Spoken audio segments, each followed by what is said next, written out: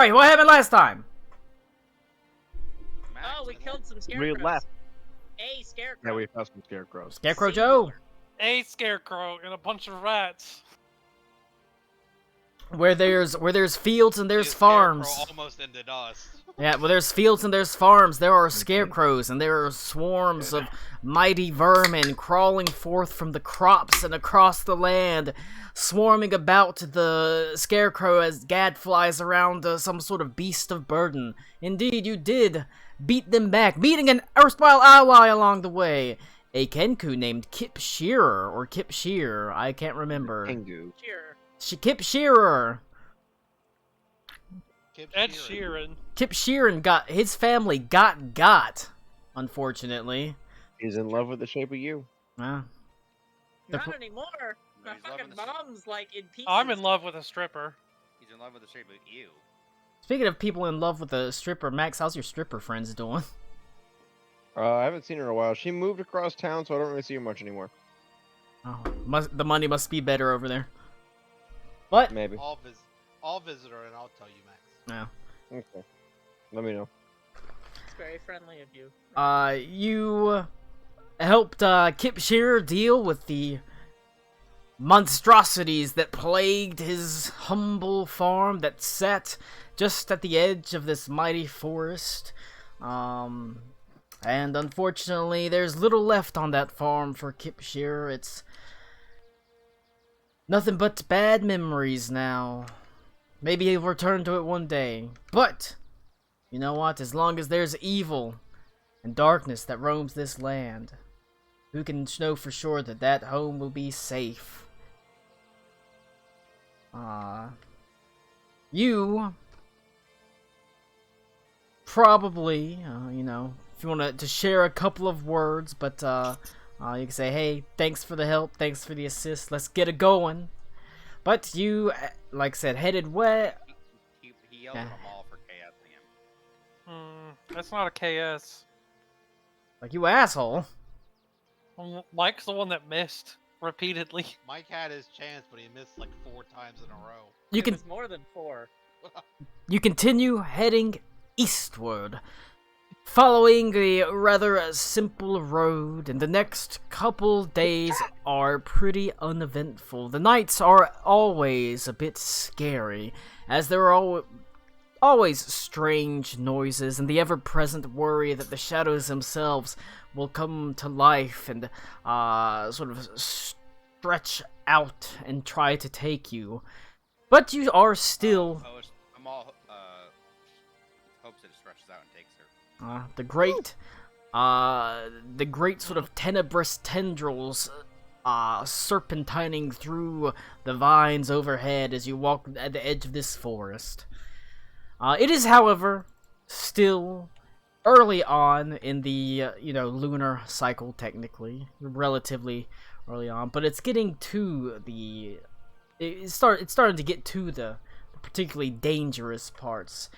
So it is quite a relief whenever the simple road becomes more structured and well maintained, and it turns from sort of hard-packed dirt to cobble that is lined with gutters.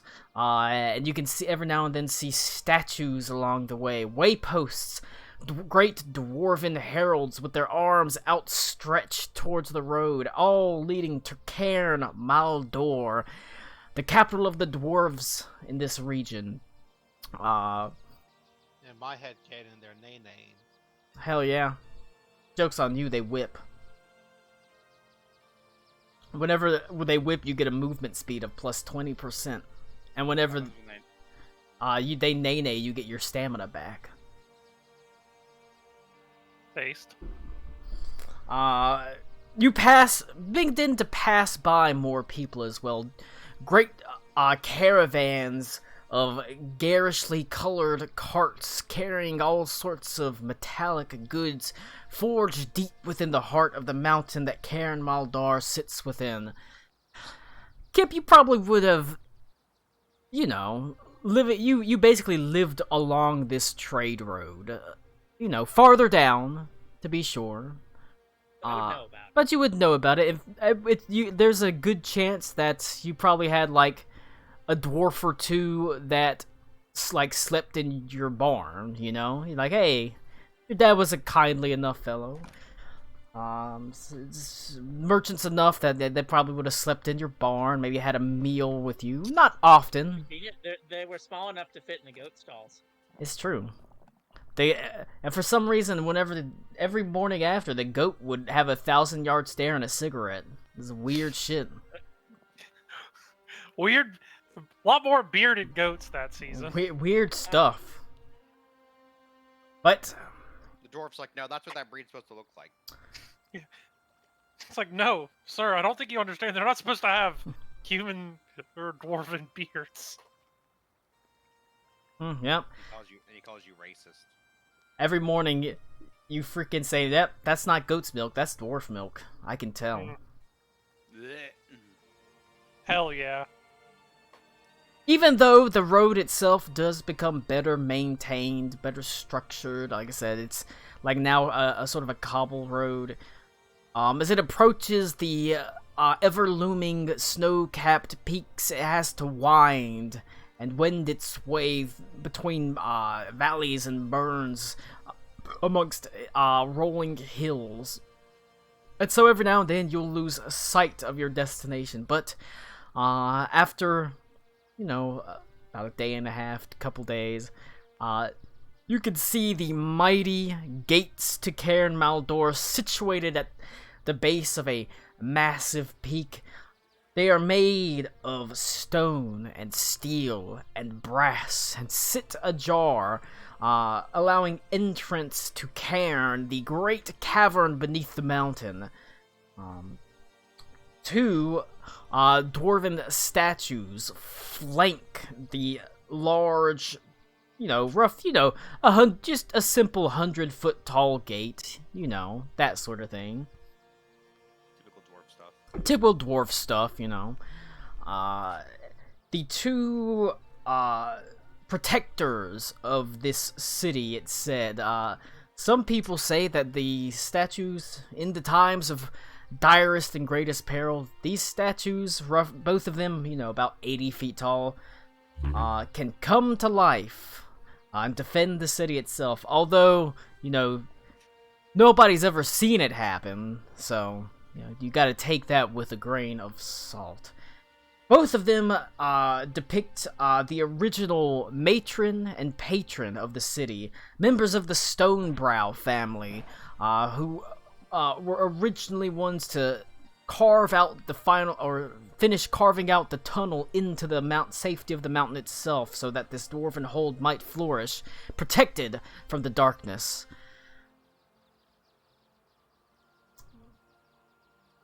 The dwarves that the dwarven guards that line this roadway are fairly casual and nonchalant as you approach by. They offer you and proffer you simple greetings, kind words, welcoming you to the city.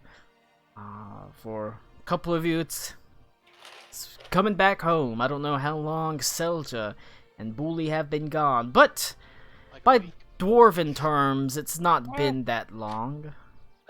For me, it's probably been more than a few years. A city, changes over generations, not simple years, so it's not, that different. As you approach the mighty gates, you feel the familiar warmth, the sound of industry, the smell of oil, the dwarven city looms through the gates, and you find yourselves once again looking at home. The great winding ways are sort of lined with squat-ish buildings, with many of them have roofs, but quite a few are actually open-roofed. having little protection from the ceiling above because, well, the majority of the city sits inside a cavern with very little actual light streaming in from a small opening above. Sort of great fires and braziers light sort of stony walkways that are lined and packed with citizens of Cairn Maldor going about their daily business. It is a busy and bustling metropolis in the heart of the mountain, and it's a little bit overwhelming at first. You know, it's a big change from Ravel, a small fishing town. It's a big change from a simple farmstead, but it's exciting. Now, you have come. Other walks of the people is like citizen. Most of them pay you very little mind. They do nod their head, but I can't tell dwarf genders apart. Check that's rude, and you'll get kicked out the city. I refer to everyone as minor. Do not do that. What are you talking about? I'm over the age of 18. If you do call me minor, you have to call me a sexy. I don't I mean, like that. I can do that too. I didn't say I did add anything onto the minor. Okay, call me a sexy minor in public. All right. You want me to call you a sexy minor in All right. in public in the game or in I real life? For the game. I want Well, you're getting both. Booley and Selja to make society checks with +2 circumstance bonuses. Are they public roles? They are recall knowledge, so that's a private roll. You can public these nuts. All right, well, I'm gonna start driving. Society. It's what we live in. So it's a private jam roll with a. +2 circumstance bonus. How do you add that? Oh. Colin can just add 2 in his head. That is true. I can do that. Oh no, I did it. I learned how to do it. I figured it out. You have to actually type it in. Yeah, and you- then you have to click add. Yeah.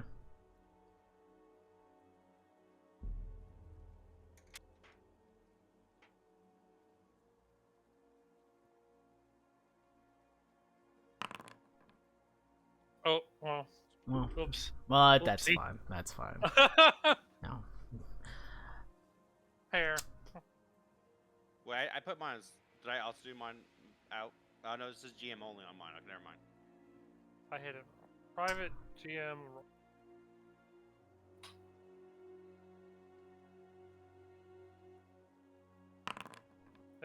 All right. You are initially, I know, thought it was supposed to just be just the GM, not me and the GM. But what? Yeah, I don't know why. It's also showing me, Colin. Is that wrong? you shouldn't be able to see it either, so it'd just be private. No, mine Whichever says other one. GM only, and it's showing me the bonus. Oh, The- it's blind GM roll. That's Blind. what we need. Okay, yeah. Oh. I don't ever have to make those rolls, so I don't know what the thing is. You're fine. We know next time. You are, being home, seeing the familiar sights, after being gone for how long's it been? I've been gone for probably a few years as well. It's overwhelming, and it takes just a couple of minutes to sort of reacclimate yourselves, but soon you find that as your feet walk along familiar roadways and pathways and past familiar stalls, and you smell familiar smells and see familiar sights, you start to notice the things that are a little bit different. There is a noticeably larger amount of guards that patrol the streets. Men clad in heavy sort of like chain. Well, they have like heavy chain shirts and sort of open-faced, flat-topped helms. They wear tabards that have the symbol of House Stonebrow upon them, and there is a tension in the air that you can't see, but somehow, because you've been here, you can feel it. People seem a little bit on edge.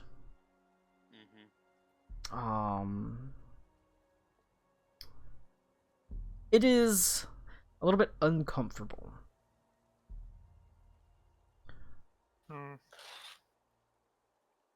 Now,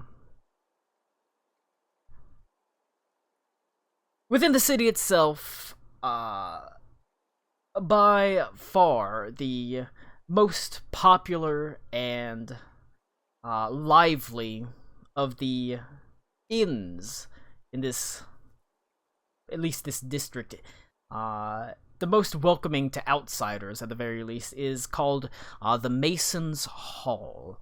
A simple 2-story building that was formed by a very ancient Grand Master of the Stonemasons Guild. He retired, and he's been running it ever since, for the past 100 years or so, and it's struck up quite a name for itself. It is a center of... it sits right at the edge of the Artisans District and the Trade District, which abuts pretty close to the gates, and as a result, it's sort of become an impromptu hub for all the merchants and travelers of the city, those coming in and out. But what would you like to do in the city to start off? Well, we need to go to the library at some point. Or, hey, Con, for us to access those books, would we have to go talk to someone in charge, or like just go to the library? Yeah, we were told that they're going to be in the private library. Yeah. It's in the private library of the Stonebrow family. I'm gonna ask one of the guards. You seem to have a lot of you out of here. Are you guys expecting something, or is something happening, or has happened? All right. A guard sort of looks up at you and sort of looks you up and down. He says, "Ain't nothing to concern yourself about, friend. Just move along. Try not to tarry in the streets too much. Not unless you have to." I go up to him and say, "We're with him. You can be straightforward with him."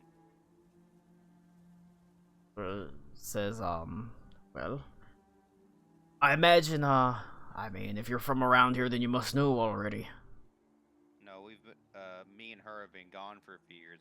I tell him I'm part of the Hammers of Trude, and I've been out fighting, and she's a cask maker? Cask. Yeah, right? I said that right, yeah. I'm a lot of things. He's, sort of says, "Oh, it's just, well, all you did was you missed, you haven't missed much, just a minor bit of excitement and the like in the city, you know." Something enough to make you want to patrol more? Like, You can roll a perception check. okay. So, would I have heard, like, not knowing how long ago whatever this disruption was, and knowing that, traders that go this way and come from this way sometimes pass by my house and the inn near it, would I have heard anything?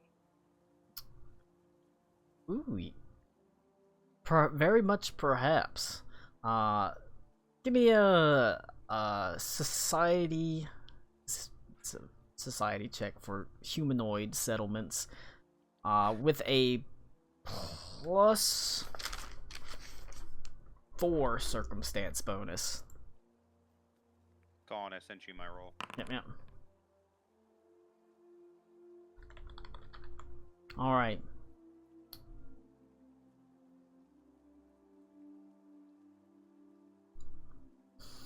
You can see that you get the feeling that he is definitely brushing over something. That much is pretty clear.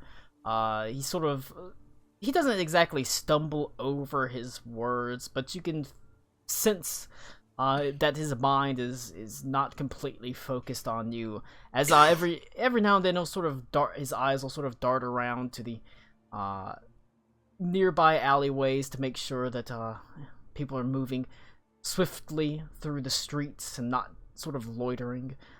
Kip, within the last couple weeks, you did have a dwarven merchant that stayed in your sort of little stall, your little barn area.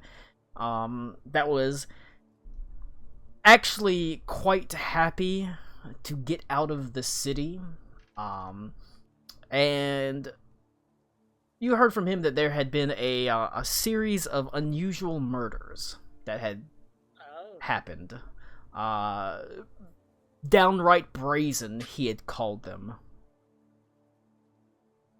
Are people walking around, or is this place locked up? They are walking around, but you can see, and it is pretty busy, but you can see it's all very orderly and nobody's really loitering. You know, they're out in the street, they walk to where they're going and they do their business and they keep walking. I'll lean over to hold on, let me. Is it Brian, are you Belden or Galen? Yeah, I'm Belden. Belden. I'll lean over to Belden and just say, I think I heard somebody mention that there's been a bunch of murders here recently. Well, that probably explains the guards. I turn back to the guard and I tell him, "Sir, I'm a knight of the Wandering Flame, and I'm looking for one of my compatriots in the city, a dwarf, older fellow, graybeard. He would have Boy, does that narrow it down. he would have our same banner as well.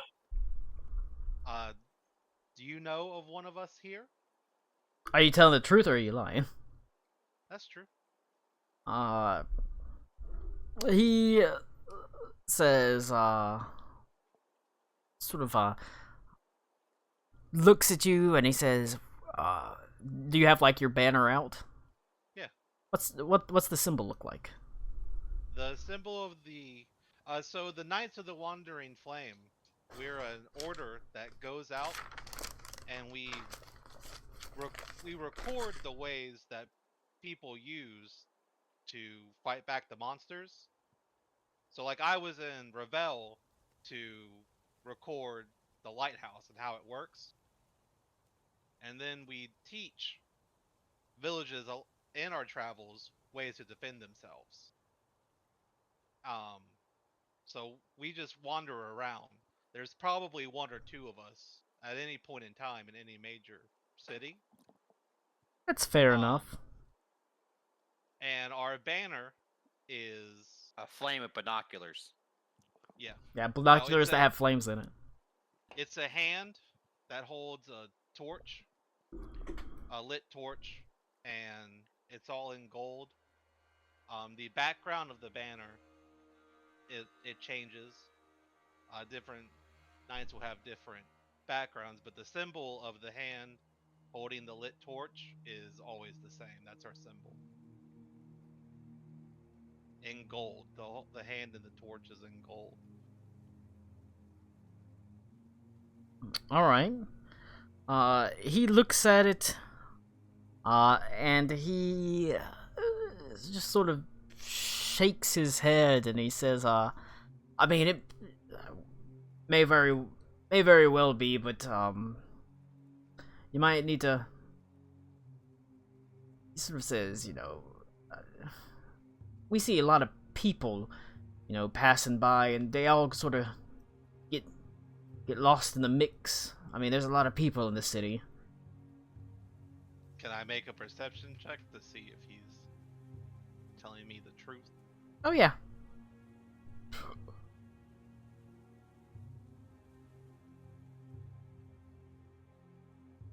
Okay.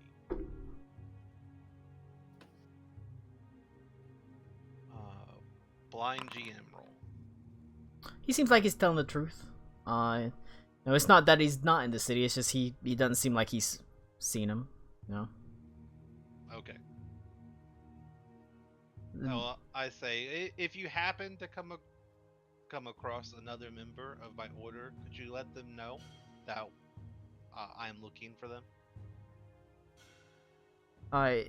He nods his head and he says, "Well, if you're looking for that, your best bet might be to check with maybe one of the local taverns or inns or one of the places that a lot of people pass through and have got the same person frequently there. I've not spent every weekend on this corner. There's times where I'm in other parts of the city and the like. So That's your mistake, Mike. That's not the inn.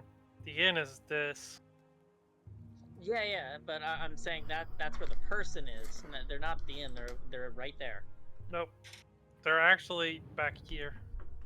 No, I was gonna say the other option is right here. I'm gonna. Well, thank you. of course, but he says don't loiter. Streets aren't necessarily safe right now. And I go to the group and I, in a hushed voice, I say, if we can find then a member of my order here, they'll tell us what's going on. Okay, well, That's I'll good. keep an eye out, but I was gonna go to my family's home and business and see if they know anything. Plus, I'd be remiss if I didn't go check on them. I'm gonna attempt to find a popular-looking inn. I'm gonna do the same. I'm also gonna look for I'm gonna go find my family real quick. All right. I'll follow Velda. All right. Max even here? Yeah, I'm on camera. We're Max talking is about I'm not even here. What do you want to do, Max? You know what? We've had a Kiss hard day's traveling. We boys. just got into town. I need a hot meal. I need a drink. I want to find me the coziest looking tavern. I want to sit down and want to have whatever they're cooking tonight, and I want to get a stiff drink. Max, you're not old enough to drink. You're only 19. This is medieval times. I mean, Shit, you gotta be 50 in dwarf years to drink, or no, you drink out the womb. Max, you've also got business, not necessarily here, but around here. Oh, that's right. I'm trying to figure out what keeps the stuff away from here, right? No, the dispatch. The was- Sure sent me Stride, with something, the didn't they? Sure Stride dispatch gave you the last known address that your father went out on before he disappeared. and And it it's was close in to here. Cairndorn Hall? It's not in Care Maldor, but it's in one of the adjacent sort of holds that's almost like a suburb. How far away would that be? You probably want to take care of your business in the city, but you can sort of ask around about it if you want to. What town was it? It's called Hold Heckham. Okay. Would that be streetwise to ask? I'm on my way to get a drink and a meal. I will ask around to see how long it would take to get there and in what direction if they know. In Hold Heckham. Hold Heckham. All right, that'll be a It's right next to Holdcock. hold McCock. Yeah, Holdcock. Next, that's also just north of Grab Her by the Pussy. All right. Isn't there streetwise? There streetwise is No. feet. Oh. For that it's Society. gather information. Which is a Streetwise is a skill in werewolf. Yeah. It's also a skill in 4th edition. You're doing gather information, which is a diplomacy check. Streetwise lets you use your society check instead of. Unless you have Streetwise, then you can use Society.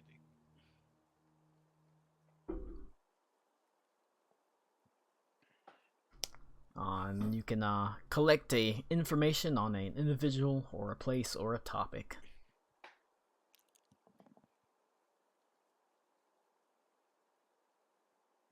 But you're looking for a nice place to stop, a nice place to maybe grab some chow, get a nice drink.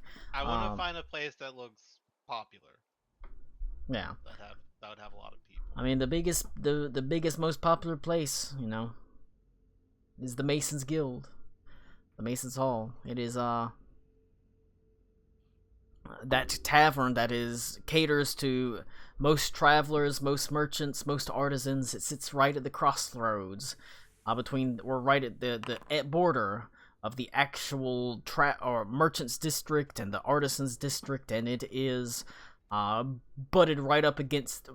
Well, not right up against, but it's located very close to the front gate where all the travelers come in. So it is by far the most bustling and boisterous tavern around that you can come across. As for you, Max, you kind of ask around, and everybody knows where Hold Huckum is. It's like, it's about a day's journey north into the mountains, and me and Kip are gonna be. The tavern. That big one. Okay, we'll come find you, or we'll be back here then. But most of them, whenever you ask about Hold Huckum, they know where it is. But they almost immediately follow up with, "Oh, you don't want to go there, though." Why not? You're not from around here, are you? No. I conspicuously look at myself. Stares in bird. Stares at feathers. No.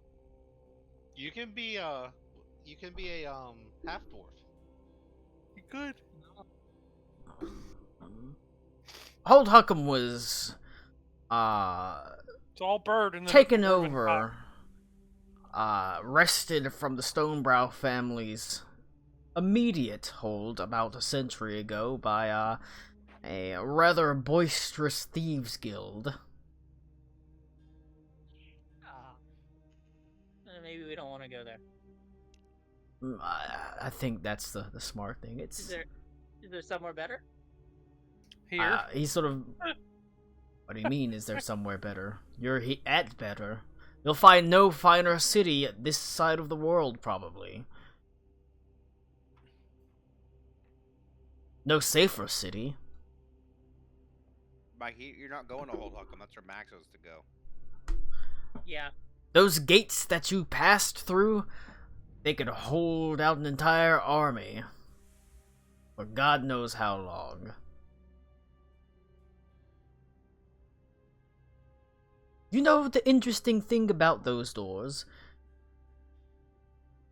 They use the geothermal activity to hold them open. If for some reason the mechanisms fail, they just immediately shut close, because it's the effort that keeps them open.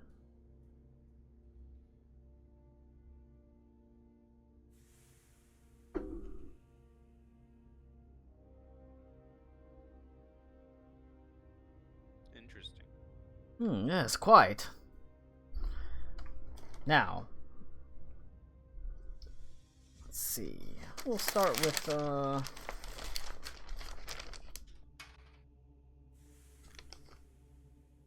Alright. Selja, your family would, probably, be located somewhere around the artisan district. They do a lot of crafting and, carpentry, coopering, cobbling. They work with wood. Oh yeah, they do. Yeah. Mm-hmm. really proficient in wood. That's where the brothels are as well, you know. Mm-hmm. But I can do that too. you'd know that's about where they are. You the streets are familiar. You've walked these paths 100 times, 1,000 times. And while you feel a bit rushed because there's not a lot of milling about in the streets, people have their heads down, they stop and they do their business. They might exchange a couple of pleasantries, a couple of words, but they gather their things and they go. What's your family's shop, estate, house? What's it like? What's it look like? What's it seem like?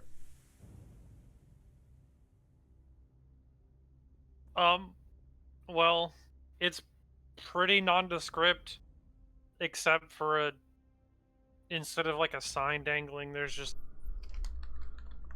a heart-shaped cask dangling from chains. And just like chained up casks and other wares outside, but it's pretty samey from the outside. All right. The old shop is looking at an old friend again. The lights are alight, or the windows are alight with an orange glow, as you can see. The fires, or the light from the forge inside, where your family is able to actually make the hoops for their barrels and the like on site. You can see large stacks of barrels that are stacked high outside. Many of them have large pieces of parchment on them that are the people that have bought the barrels. They list the names of the people that have bought those particular lots of barrels and things. You see, like, you know, mostly winemakers, ale makers. Kevin. Yeah, Kevin, that weird guy down the lane. You can see there's, you know, familiar names, probably names you would know. Like I said, large delivery is meant for like the Masons Hall. There's a large delivery for a winery just outside. But inside, you hear the sound of industry, sound of your family working away, as your In the wood. grandfather's voice, though he's retired, ever present, as his sort of soft and tattered voice rises above the faint clang of somebody hammering something, as he says, "You're gonna need to put that hoop on tighter, boy. Come on, you've done this 1,000 times now. You're distracted." Somebody sucks. I sneak up and hug my grandfather. Stabs you. No, my grandfather probably has a heart attack and dies. He start It's the murderer. he starts flailing. Says, "I'm gonna be murdered in the alleys just like the rest of them." He starts starts like struggling. He's pretty strong despite his old age, but he's no match for you. You can see the person he was yelling at. You're one of your older brothers. Oh, yeah, that explains why they suck. He like jumps up. He's got the hammer in his hand, ready to defend the old man. But he almost immediately says, "Salja, you're back. Salja," your grandfather says. "Hey, what are you doing trying to murder me in an alleyway?" I was trying to surprise you. "Well, this isn't the time to be surprising peoples in Cairn Maldor." what's going on then? Because the guards wouldn't give it to us straight. The guards, worthless sacks of shit. Should have got into an actual job. Bunch of loafers standing around, being paid by Stonebrow money just to make it seem like the streets are safe. Well, there are an awful lot of them. But what was that? I said, well, there are an awful lot of them. Like I said, Stonebrow family wants it to seem like the streets are safe, but us, we know better. It's show a ruse. They don't have any more control they don't have any more idea of what's going on than anyone else, it feels like. Probably not. So, some weird going on. Oh, yes. Where I've been too, so. Strange things are happening in the world. Some of the people that have gotten their deliveries have remarked on circumstances, unusual things going on throughout the entirety of their travel routes. Yeah. I got almost murdered by a scarecrow. Not a day ago. A scarecrow? I hope you beat the stuffing out of it. Well, it was stuffing in one of my companions, parts of my companion's mother. It's quite grim. And some awful witch attacked the last Hope Inn? Last light. Last Hope Inn? Some witch out there doing who knows what, trying to break through the defenses of the inn. And then in Ravel, some wicked man decided to try and destroy the lighthouse. What was keeping everything at bay. Yes. I heard tale of a city that floats in the sky, slowly losing altitude, from a traveler. I don't know how true that is, but he seemed quite sure of it, quite worried. Well, I wager on the side of truth on that one. But, that doesn't matter, my girl. Doesn't matter at all. What matters is you're here. That means you're safe. Yeah, for now. Had the snot beaten out of me a lot recently. Your brother says, I don't know how safe we are. It's just beating up a scarecrow. It's not like it's fighting off an entire horde. I'll beat the snot out of you and you can find out. Hold on now. There's no reason to make enemies amongst family. Not enemies. Just teaching a lesson. There's enough problems in Cairn Maldor as it is. Lord knows we don't need to be fighting each other. He sort of shakes his head. Your grandfather says, things are weird. Murders in the streets. And people muttering about how the Stonebrow family can't keep the streets clean anymore. It's not safe to be here. Criminals running amok. They say it'll be just like it used to be.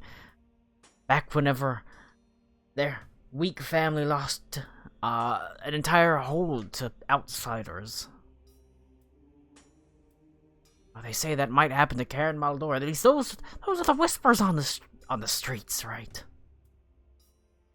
Talks of, well, I don't want to say a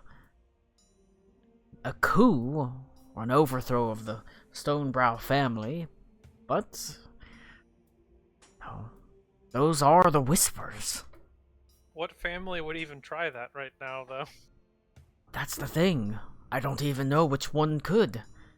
stone brows, for all their worthless and laziness, they're rich and they're pretty powerful.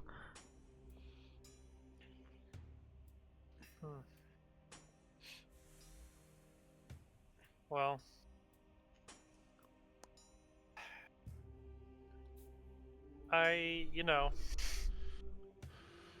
hopefully that's a little bit further from the truth, but these days, wouldn't be surprised. Oh, I wouldn't either. Well, it's good you're back.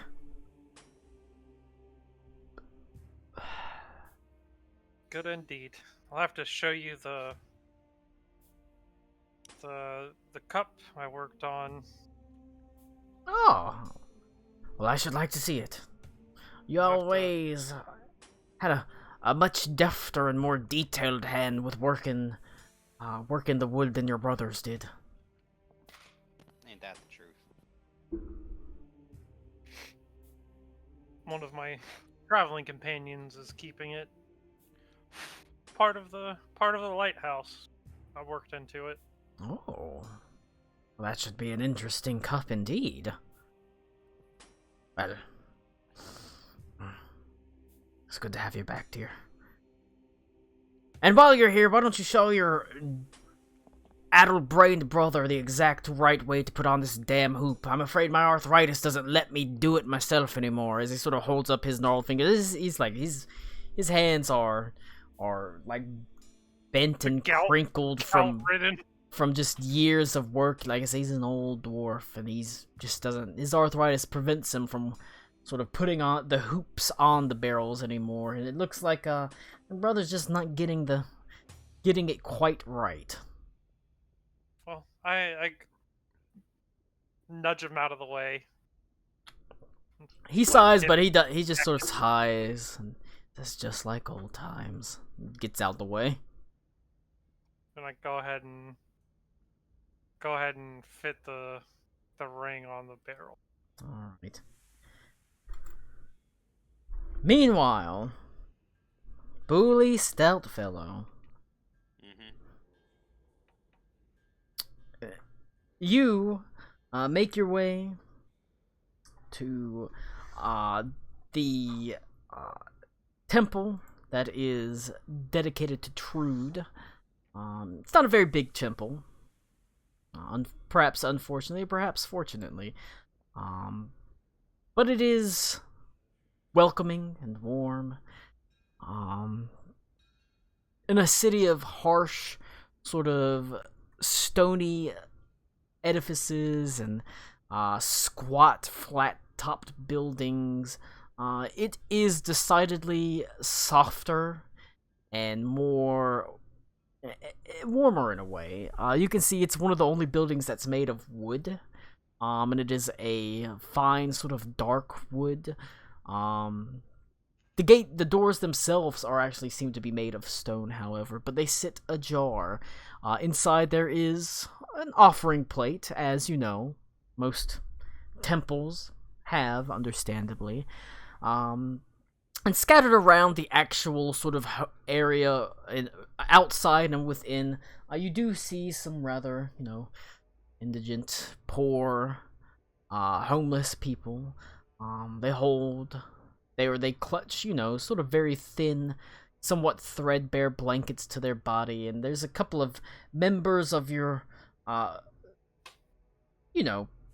temple that move to and fro. This is not. This is a symbol that's largely dedicated to Trude, but it is welcoming of pretty much, the entire offering plate, because,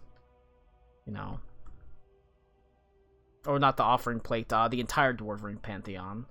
And so, there's not any particularly familiar faces to you, however.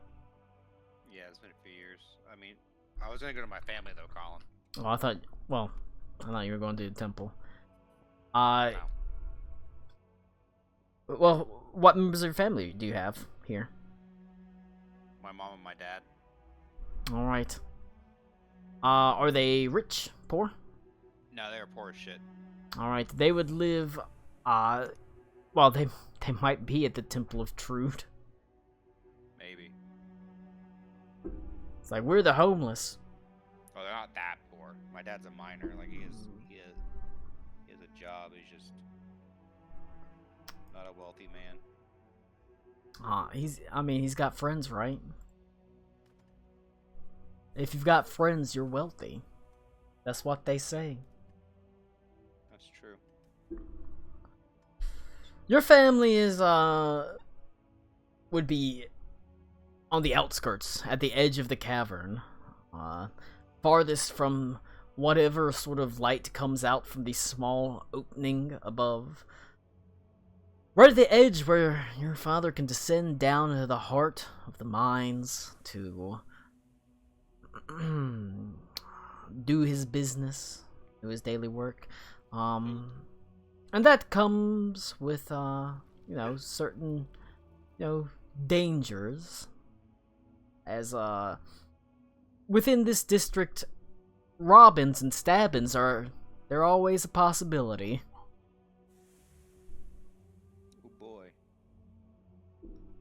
As you wind your way through the web-like alleyways of this roughly built-up ghetto, basically, you hear a voice that says, Well. Look at this fancy, clean-looking dwarf walking along my alleyways without paying the fucking toll. Excuse me? You heard me. I don't think I owe you anything. From within the shadows, there is a dwarf that steps out. He's wearing black leather armor, and his face is sooted black, so you can only see basically his eyes and a wide sort of cracked grin that pierces through a sort of a dark, almost like blue-black beard. As he says, I think you heard me. You're walking through my alleyways. This is my district. I don't think it is. What are you talking about? It's It is my district. Says who? I mean, I got the deed right here. No. And he pulls out a piece of paper. I don't wanna. I mean, it's obviously bullshit, Colin. I'm not even gonna roll. Alright. You can see there's like minuscule tiny writing on it. As he looks at it, he says, "What, you can't see it?" And he puts it up like right up against your face. I go, I see it. It's just There's literally, it's just gibberish written on the page. I can do what I want. this is. Wait a second. He sort This of is clearly Even a bullshit. And dwarf. you know it. he looks at you Maul, I was looking for that gift. and he reaches up and he tugs your beard. I just kind of sit there dumbfounded. He's just sexually assaulted. You're the Stout Fellows boy, aren't you? Yes. Where the fuck have you been? I joined the fucking the Warriors of Trude. I'm out there fighting the darkness. Why the hell would you do that? Wow, that's dumb and gay. I gesture to everything around us. They got you there. I mean, I'm sorry. Like, what? Why the fuck? Gestures to everything. Yeah, he- why would you do that? He sort of says, he motions around. Exactly. It's safe in here. You're outside It's a walking in the darkness. This place is a shithole, and I'm trying to make everywhere else not a shithole. Hold too. on now. This is my place. Don't call it a shithole. It's not your place. It Who is even my are place. you? Didn't you see the deed? No. Listen here. See, Dean's nuts. Got I him. know you're bullshitting me. You should just stop while you're ahead. He looks at you and he says, "You are, after all, a son of this this district. So I suppose I'll let you go freely. But I'm going with you. You don't even know where your parents are probably at this point. You don't even know this district anymore. You forgot it. I mean, who are you? You mean, who am I? I'm the owner. Who are you? He's the mayor, man. Like, I'm the this is his mayor. city. No, how do you know me and I don't know you? Sort of looks at you. Because I've known you since you were about yay high, you little shit. I remember when you were shitting your little nappies. Oh my god. I've been living here my whole life. He's I've one of those owned it obscure for relatives most at of the it. function who's like, I changed your diaper when you were little.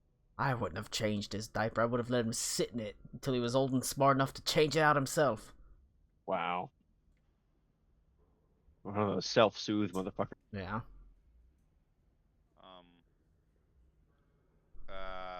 So you just tried to rob me, and now you expect me to trust you to guide me to my parents? I didn't try to rob you. You don't call a toll on a toll bridge robbery. Sure fucking do. This is an alleyway, not a Never bridge. been a sir. libertarian. I think Yeah. that is. I do when it's not a toll bridge. I think that's defaming my character. No, I think tolls on private roads are robbery. That's fair. But no, I have known you since you were a little lad. Okay, well then, I guess lead me to my parents, if you would, sir. But you gotta pay the toll. I'm- I'll let you survive in here. But now you have toll to pass through the streets, but now it's a toll for me to help you take you to your parents. I'll find them. I'd rather find them on my own. Hold on. It's not a high toll. It's a drink. It's a drink. Yeah. You and me get a drink, but at a nice tavern. Not the shit that's here. Well, I have to meet my friends at the Masons. You have friends? Yes. How? I'm a very likable dwarf. No, you're not. You have a minus to charisma. I don't think I do. I think I have a neutral charisma. I mean, but all dwarves have a minus to charisma, so what's the fucking difference? Well, You're not likable. No, not doors that just take the +2. The 2 pluses. come on, your dad, your mom and your dad, they're at home. I have Ain't- a neutral charisma. Ain't nobody been heading out into the mines for the past months or a couple of months. It's dangerous Why? work. Because the streets ain't safe. It's always been dangerous work. What's the fucking difference? The things that have happened to the people that they've found. Grisly stuff, from what I've heard. Can you elaborate? They wouldn't tell me what was going on. He sort of looks around and says, fine, but I don't want to do it here. Somewhere with a damn roof overhead. Okay, that's fine. Alright. He turns and he starts winding his way through the alleyway. He takes Keep a... walking. Are you really not gonna tell me who you are? He says, what, you don't recognize me? No. Good. That means the disguise is working.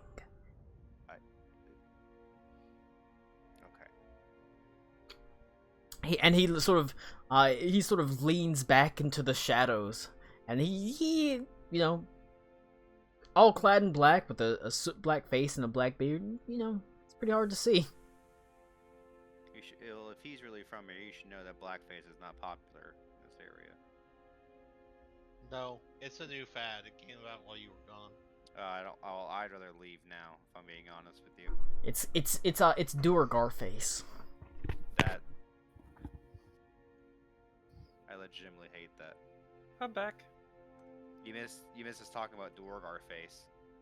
But he's able to lead you to like that. every now and then he pauses and he sort of waits and he sniffs the air like he has a hand held up and he sort of nods his head. safe. I would hope so. Your hopes mean nothing here, lad. Stabs you.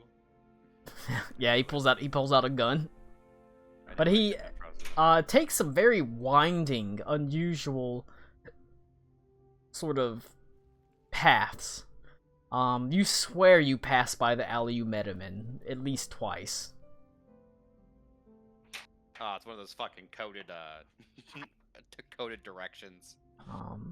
Every now and then, he pauses in an alleyway, and he sort of seems to be looking at graffiti on the walls, and he sort of nods his head. Alright. This one's should be safe enough. As he turns and he walks down an alleyway. Eventually, however, after about an hour, he does lead you to a familiar hovel. Where your mom and your dad live. The streets have been, however, largely empty. You've felt very sort of prying eyes on you as you've walked, but you've not seen anyone wandering these streets.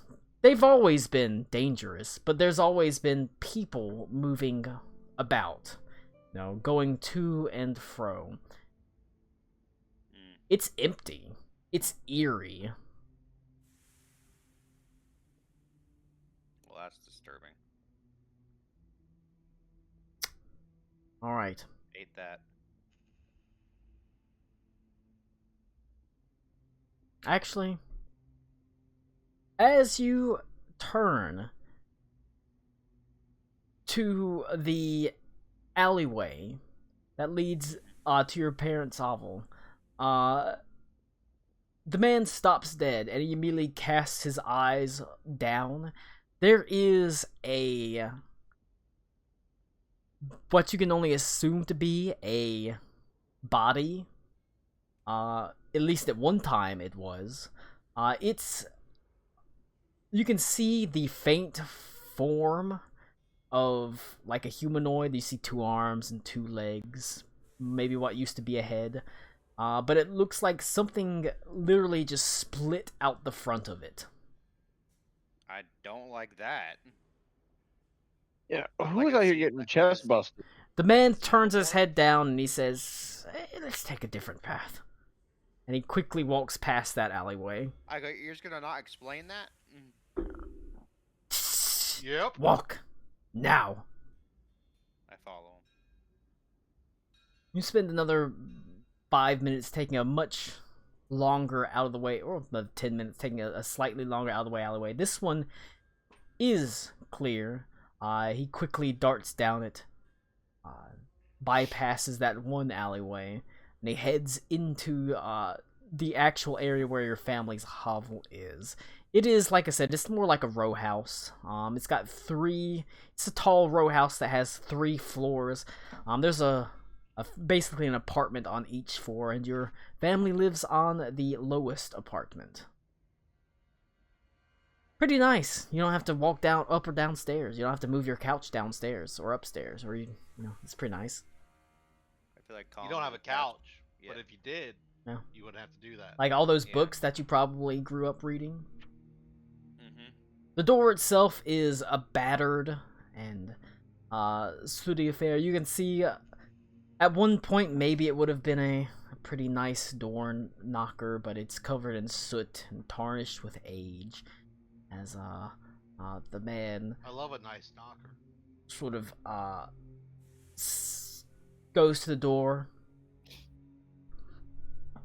and he knocks it.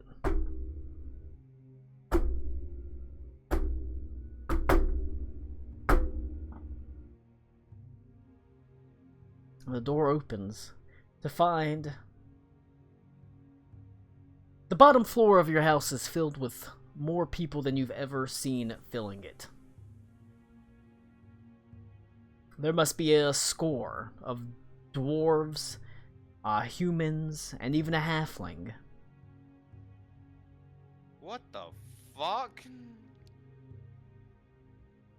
Oh shit, it's a boarding house. Rick is Arnold from Hey Arnold.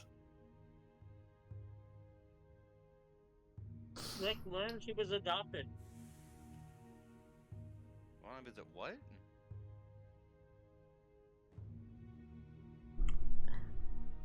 The man with sort of clad in black pats you on the back, nods his head, says, "You're lucky to be returning home. It's such a vaulted and important time." Yeah, it seems like it. Mm. Okay, now can I learn what's going on? No. Dang it. The crowd parts as you make your way to find that there is a large table with your father leaning over it, looking at a large map of the city. It has many sort of red marks and X's all over it, and he has a sort of furrowed brow. His wispy hair sort of descends over his eyes, and a faint sheen of sweat covers his brow as he looks at this map. And he sort of almost distractedly looks up at you, almost seeming to not notice you at first. But then his eyes sort of snap up as he recognizes you, and he says, "Oogly, you've come home." Dad. Yeah, apparently. He sort of rushes up and at the he right time. puts his arms around you, and he That depends how you feel about squeezes you tight, and he says, "Gods, am I glad that you're here." Yeah, I am too. Can I please get an explanation with what's going on? Alright, so we got Belden. That's me. Yes. We Oh, got. that's not, I'm kidding.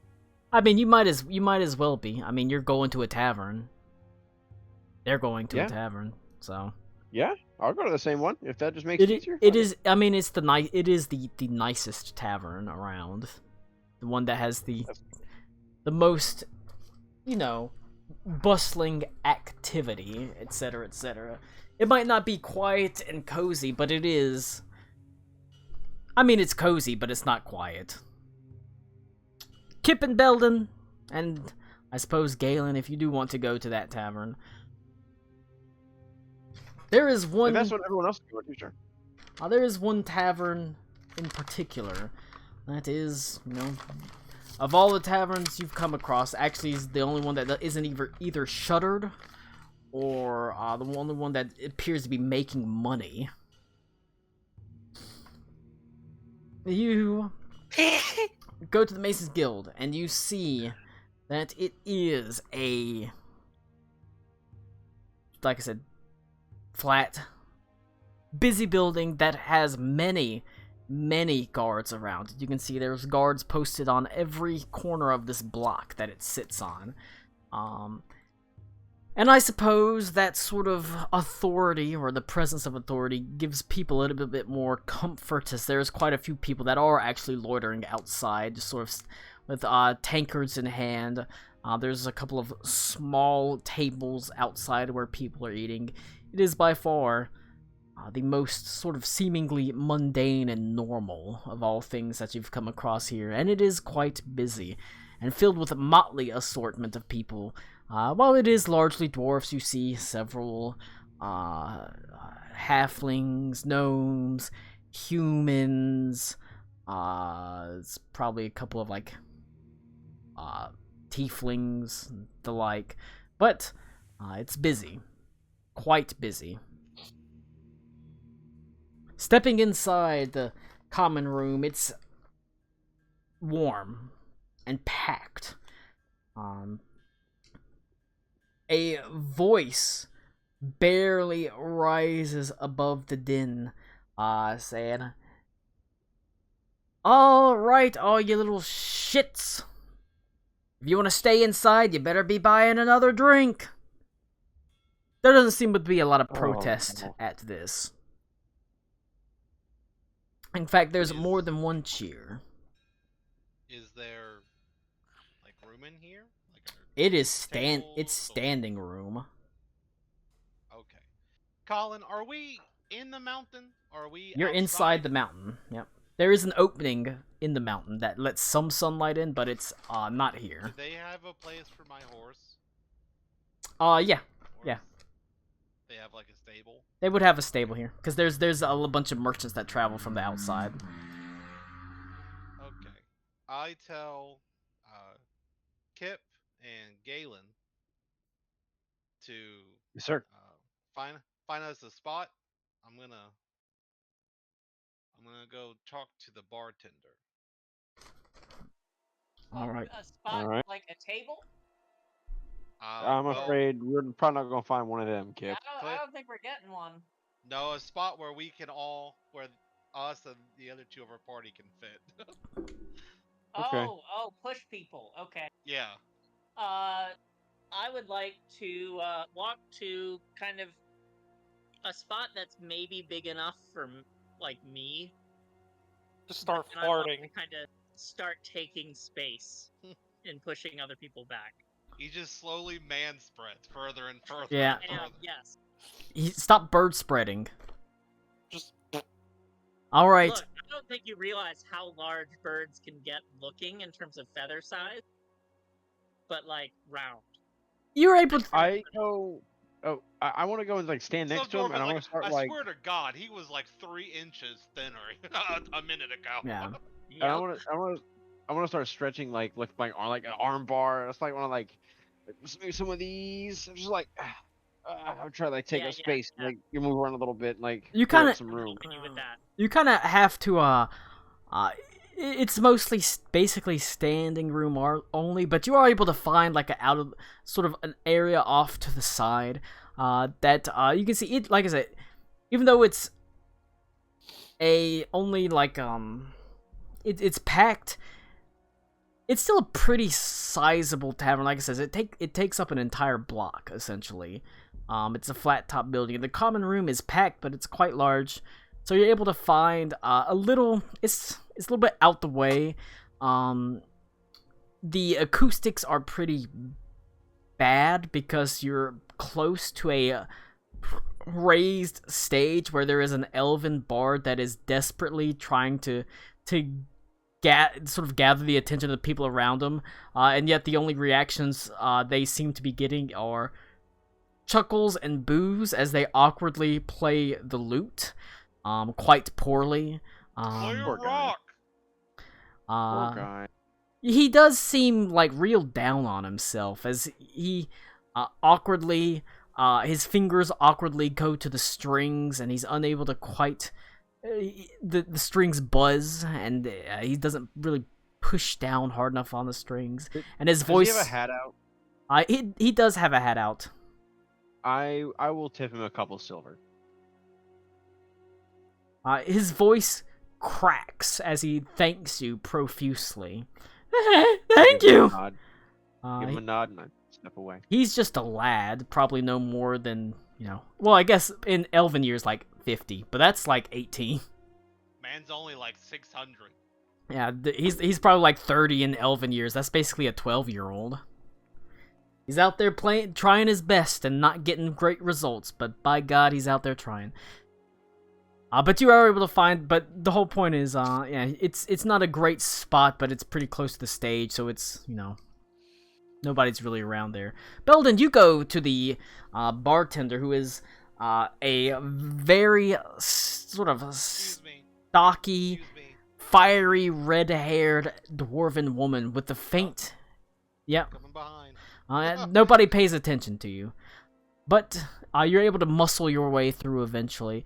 As there's, like I said, a fiery, red-headed dwarven bartender. She has a smattering of freckles across her forehead, and her long sort of hair is braided, and it runs into the faintest little bit of peach fuzz that runs down her chin. And I go, what time is it?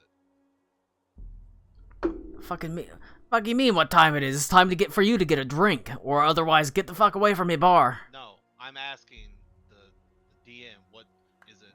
morning? Is it afternoon? Is it evening? Sometime in the afternoon. Afternoon. I think. Good afternoon, ma'am. I don't know what's so good about it. It'd be a lot better if you were buying a drink from me. Well, I am. I would like She pours you a drink. 1, 2, 3, 4, 5. I would like 5 ales, please. Also, I'm looking for an associate of mine, dwarf, older gentleman. He's a Knight of the Wandering Flame, and I show her my banner. He would have this symbol on him, a name of Morgrim. Have you seen him? Fuck me. Another one of you fuckers. Another one of us. Yeah. Is he here? Or is he staying here? Or do you know if he's around here? I just got into town and I came looking for him. Oh, he's not around here right about now, but he usually pops in at least every day or two. Been doing some work for the Jarl's family. Well, not work for him, but working with him as of late. Okay. If you happen to see him, could you let him know that Belden is looking for him? No, of course, it's no problem. And I take the 5 drinks, and I tip her an extra silver. And Are you gonna be here for long? I'm waiting for the rest of my friends. She smiles and she says, and your name was Belden, was it? Yes, ma'am. And your name? She smiles and says, Felice Firebrew. We don't have strangers here, only friends. Well, Felice, I'm glad to be your friend. And you have a great rest of your day. I'll see you when we're done with these drinks. If you need a table, just push someone off the stools. A lot of them are drunk and they're just not even going to get up. Just kick them to the side. We'll drag them out later. Can do. As if you need any food, don't hesitate to ask. I raise my hand. I would love a plate. I attempt to yell if anybody in our part, if Kip and Galen want anything to eat as well. No, yeah, I do. Do we hear that? I tried to. Barely, but you are able to hear it. I kind of motion a little bit too. You hear us like squawky, food, yes? like eat. Food! Yes, can we get 3 plates as well? Oh, shit. She gives you a thumbs up. I'll send them out. Like I said, just push someone off a table. Push one of the drunks off. Thank you so much. I'm gonna take up my drink. And where is someone passed out at? Where are people passed out at? You are able to see there's a small circular table on the sort of at the far end of the tavern. It's the least. It is the most, or it's the least populated sort of popular area because it's right by the fire, and it's quite warm here in the heart of summer. There's a fire burning, so people are kind of avoiding it. There's a few drunks around the circular table. We care a lot more about the least puked on. Well, you might want to you change out the chair that you're in because it looks like one of the drunks pissed on the chair, but. Yeah, I don't throw him out of the chair, I just slide him in the chair away. Yeah, you grab another chair. And I get some more chairs, and I like put my stuff in the chairs. So, but you have the drinks almost promptly arrive as the very kindly Felice Firebrew appears holding several tankards in her hand. She sets them down at the table and she says, I knew you'd find a fine place to sit. Ooh, what have we here? As she almost flirtatiously runs a finger underneath your chin, Kip. Ain't seen a Kenku around here for almost 10 years. Well, I see why. That's Oh. kind of rude, Mike. I No touchy. people grab your beak. It's like Yep. grabbing a tooth. You walk up and grab people's teeth. I do. Joke's on you. The last I rip one of Galen's teeth out. the last Kenku that was here was trying to get away from his wife, and I fucked him. He was Jim Shearer. Oh, He was, No. he was a No. he was a piece of turd. I don't know that person. And then I fucked Mike starts to sweat. then I fucked his mom, and I got her pregnant with my lady babies. She said she was gonna name him Kip. Oh no. She Oh, got no. pregged. Oh man, I am half dwarf. But she smiles. She kind of flirts with you a little bit. You got a cock under them feathers, boy. Yeah. How big is it? So fucked up. Show us your cloaca. Show me your cloaca. Pull your cock out. What would you like to eat? We've got some fine grilled ribs, or if you're looking for a little bit of a softer fare, we've got a soup and a salad. Soup.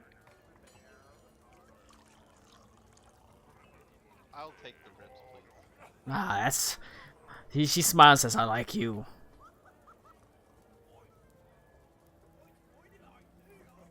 Galen, what about you? I'll take the salad.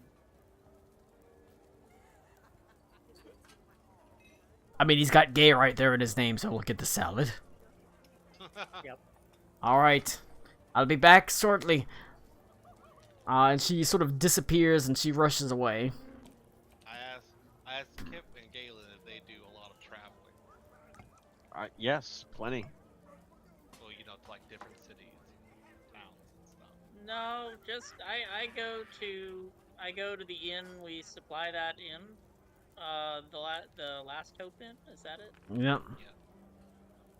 We supply the inn with some of their meat, vegetables, and stuff. So I get to see a lot of travelers, but I don't go very far myself. I'm gonna give you a traveler's tip. Befriend the innkeepers. Oh. Okay. You see an example of this not shortly long, not very far after that, as The there's bed with no bugs. Belden, you know, being friendly with the innkeeper. She quickly appears rather promptly with your food.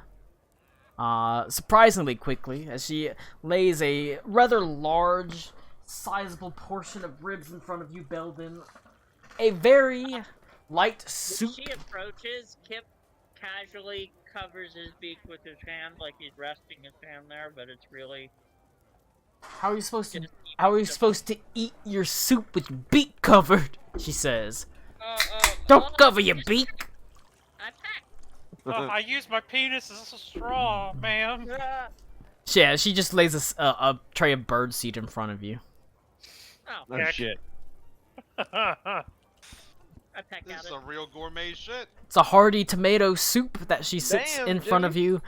Galen, she puts a salad in front of you.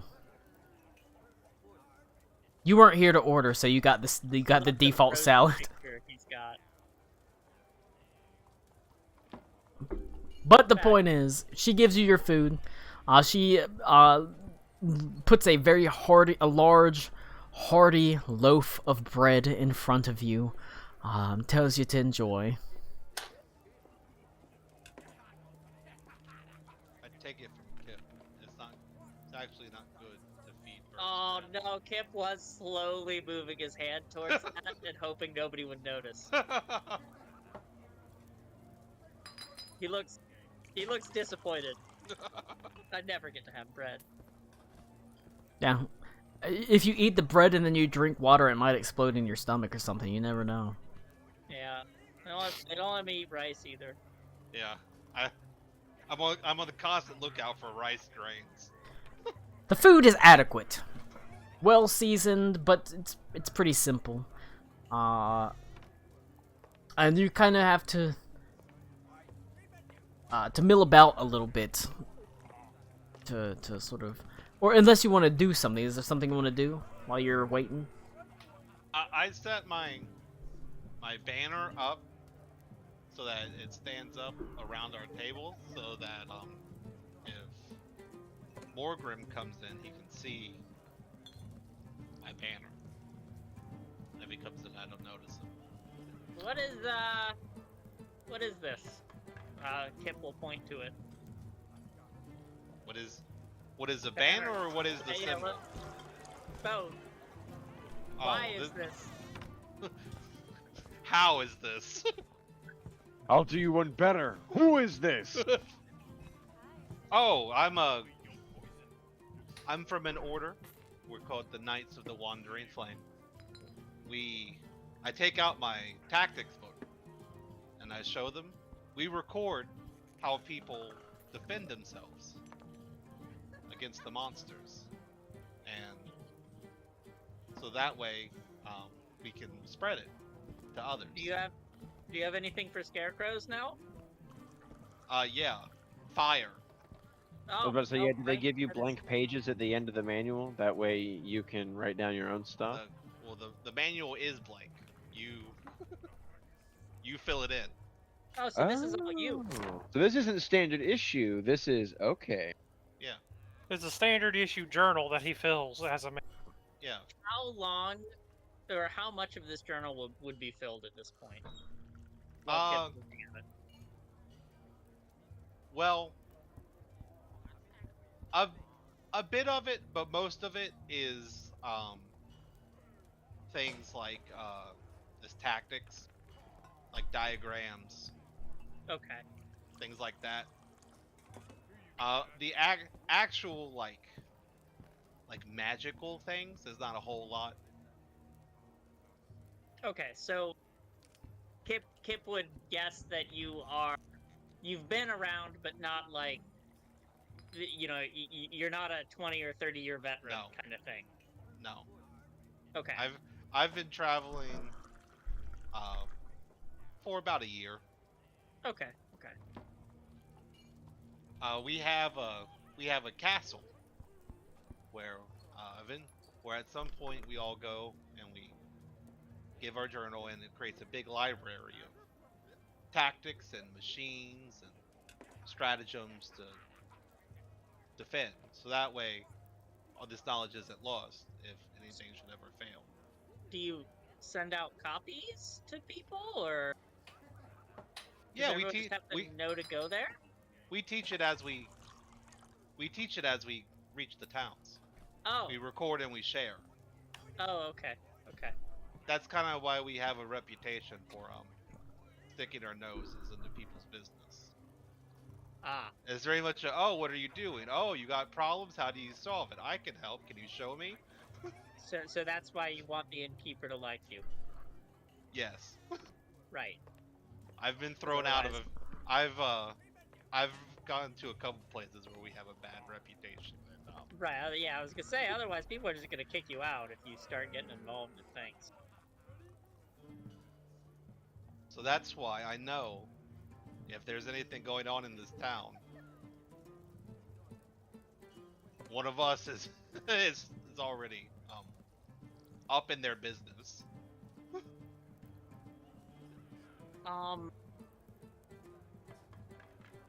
Can I just kind of listen around? Is anyone talking about the murders?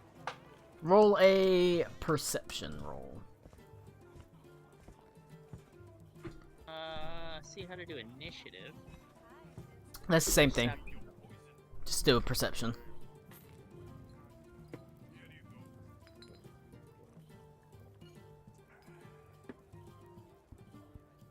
It won't let me click initiative.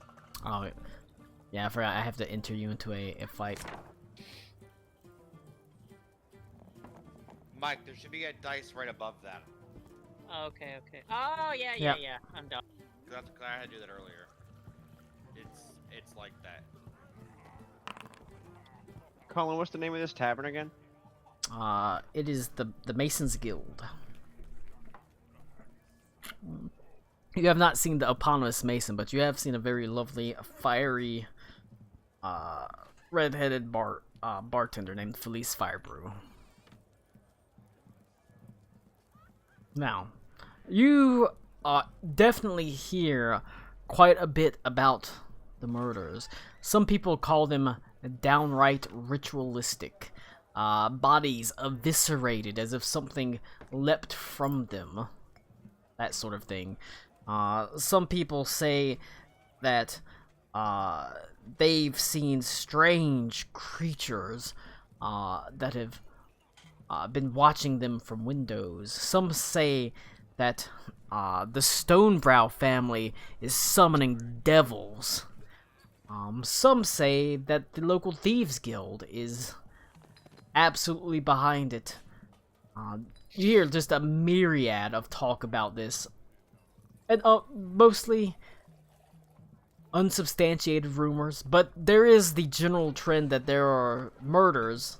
They're grisly, somewhat ritualistic, it feels like. It's like something's bursting out of people's bodies. And that's the general trend, though. But the actual cause, it's just, you hear people blaming the Stonebrows, have people blaming the miners, saying that they dug something up from down below. You hear people saying that Damn deep and greedy miners. damn deep and greedy dwarves. They got the Balrog. Some people that blame the darkness. You know, they were great in like the year 2000, but what happened to them? You know, that sort of thing. So. True. The first game was pretty good. But that part is sort of unsubstantiated. You're just hearing Anybody a bunch of remember rumors. those games? Anybody Max remember does. Yeah, Does he? I love those games. I'm listening to my podcast and they're right, and this is a weird backlog episode. So they're in like 2013, 2014, and this one guy mentions it was in a video game representations of hell. Darkness was, I think, number 2 on the list of his top 5. The Darkness 1, with its World War I hellscape, was number 2, and I was like, that makes me feel very validated that he thinks that was a good game, and I'm not like crazy. And he's like, he was a critic of games at the time. The first one is a good game. Max, The first one, I like the second one. I thought the second was even better than the first. This is All like right. a critically acclaimed game, Max. All right, you're kind of stuck waiting for like a while, like a long while, as people. God damn it, Mike! Well, it didn't have to be you. It does have to be me. Would like to.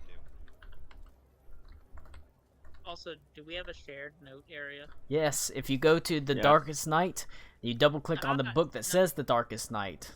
Okay, so it's not the front page. It's okay. Yeah, that's just my title page.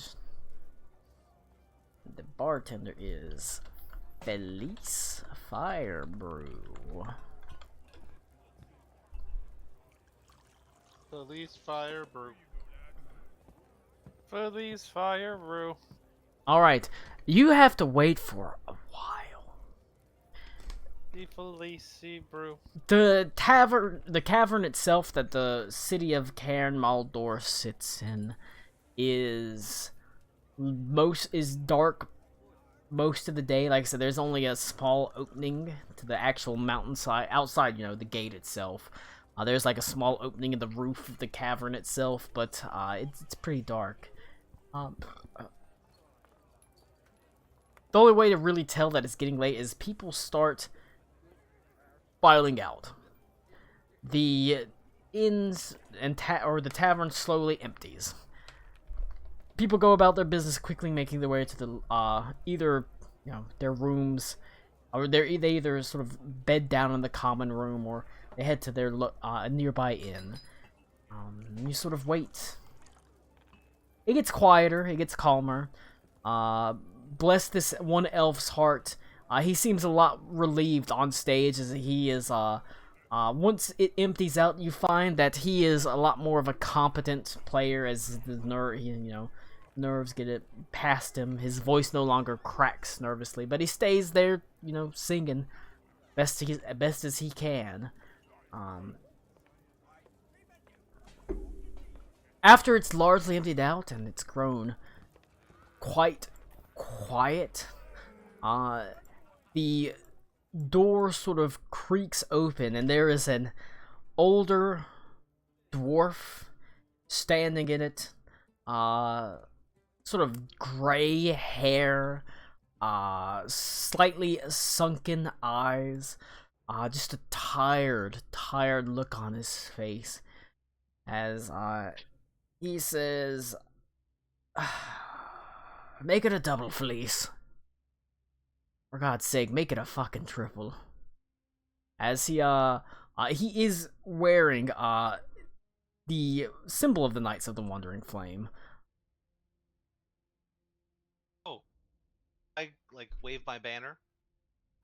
I try to get his attention. Then to motion him over to our table. He looks over and he nods his head and says, "Oi, what, they send backup or something?" He says that when he's over here? Yeah, as he walks over. Oh. I said, no, I'm passing through with another group. And I kind of, what the hell is going on? He sort of shakes his head. This place is on, like, lockdown. Aye. It's been that way for, God, near on a month. People are getting antsy. What's going on? Were you here when it started happening? Oh, I was here. I'd been making some damn fine inroads with the Stonebrow family about getting privy or access to their personal libraries and the like, the type of information that's, could be useful. At the very least, it could be interesting. And then the first murder happened. And it was, in a city this size, as messed up as it is to say, these things happen. But then the second happened. This is big, right? Like, we're in the city. We're not. Yeah, you're in a like city. The outskirts. Yeah. Okay. And then the second happened, and it's when they follow the same sort of pattern. That's when you know something's wrong, right? Not just a stabbing in a tavern. It's like something crawled out from them. That is truly horrifying. Is it magical in nature? Is it some kind of parasite? Feels. Have you been able to see any of the bodies? Oh, I've looked at my fair share. There's been 30 of them in this past month. Good God. I've looked at at least a score of them. Had everyone that they could reasonably get to me brought in, and I mean, it's grisly. I've seen it's like it seems like a parasite of some sort, but they don't just it just doesn't have they're not just bursting out in the middle of the street, right? They're always isolated, alone, some sort of back alley, some sort of back room that they find these people. It's like they know that they have the chance to bust the fuck out without being seen, right? That's what it seems like, at least. That's some kind of curse, or that's what I was thinking. That's not a natural creature. It's not natural at all. There's something smart about it. Can I make a recall knowledge check? Oh yeah. So I I can make a recall knowledge check using my warfare lore for any creature. Would I? Would this apply? I don't know if it's like a creature per se. You could try. It might be. You could try it. Okay. Is there anything to help? Like, can I take a help action You- if I have? Well, you can try to do a aid. That is, you choose a action other than the one that the person is doing. They say it'd be a warfare lore, but it's what in a sense it's a lot like whatever you can think of. If you can justify it to me, and it could be a strong justification or it could be a weak one. Then you might roll with a -2 or a -4. But So I like- have Lore Master lore, which applies to any topic, and dubious knowledge. Have I heard any other travelers talk about chest bursting curses? perhaps.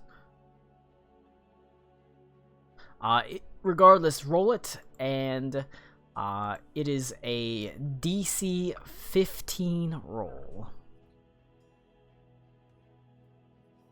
for aid.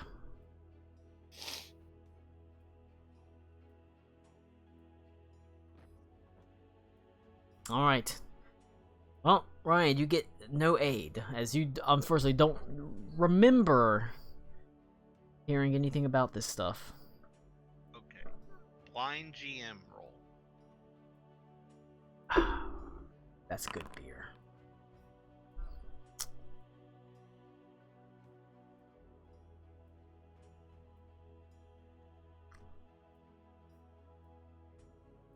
You remember reading something in... Does your castle have a name? The castle that all the Knights of the Wandering Flame hang out in? Yeah, well, it's a castle in a surrounding town. Yeah, The but castle is is what's where it called? The actual What's the town flame called? is. The Dawn Hold. The Dung Hole. The Dawn Hold. The Dawn Hole? Is that like a glory hole? Yeah. It's where you can suck the sun.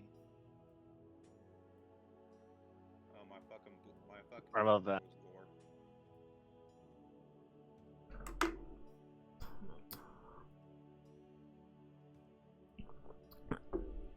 There was a very obscure, partially written text by a squire about his master's demise. You know, I mean, you're a knight. It's not uncommon for knights to have, squires, etc., etc. Apparently, this young man had been traveling. I probably was one. You probably were one. But this young squire had been traveling with a knight, and this knight was overly curious, in a sense. And while that can be, the idea of overly curious, that's crazy. You should always seek information. Well, that's great unless it gets you killed, because this man had wandered into the Elven Forest, to the north. That sort of abuts the road you walk on. It abuts this mountain range, even. And it tells that he had contracted some sort of disease. The details were sparse and sporadic. All that's known is he went into the forest and something happened to him.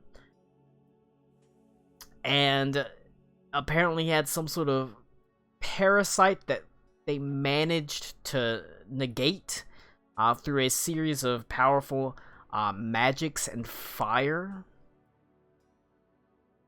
But he was left forever changed and had left the order to retire, live out his days. What few amount of his days remained in solitude and solemnity.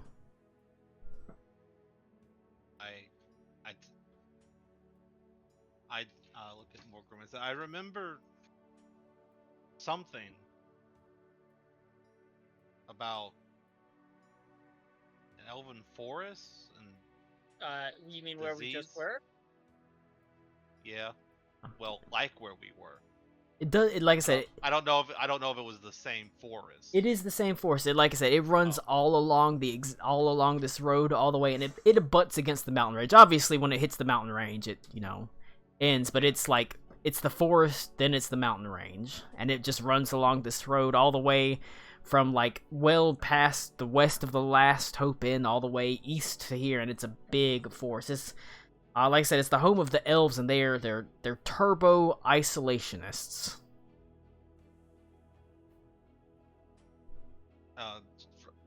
Went to the forest and he got a disease or a parasite. It wasn't clear. How did they treat it? Fire and magic. Magic. So they couldn't just use medicine? I don't know if they tried. I assume they did, or they didn't know of a medicine that could do it. Did they say what kind of magic? No. Oh. It was a He very was, sparse account. Yeah, he was not a wizard. He just wrote that they had to seek magical cures. I lived next to that forest my whole life. I've never seen anything like that. If you want, I'm not gonna make you roll a check. You lived so long by that forest. I have not seen anything like that. You have not seen anything like that. And to the contrary, at the very least, the elves that lived in that forest, you would have met them. Like I said, they're isolationists, but have you ever seen the movie Outbreak, Mike? I might have. So, in the movie Outbreak, there's a monkey, right? That causes the outbreak. And at one point in the movie, there's like a house that's right at the edge of the forest, and they kind of like leave, like the little girl leaves apples out on the stump, and like the monkey will go get it. There was almost this relationship with the elves. It was not an antagonistic, it was like a slightly cooperative thing where your father might leave a loaf of bread, or a little bit of wheat or some flour or something from the fields, or some apples from his fields, and in turn on that they would leave you like hides and arrows and bows. And while there was never like direct contact, they never struck you as overtly hostile, just very isolated. Right, so they wouldn't have done this to them. It doesn't feel like something that the elves that live in the forest would do.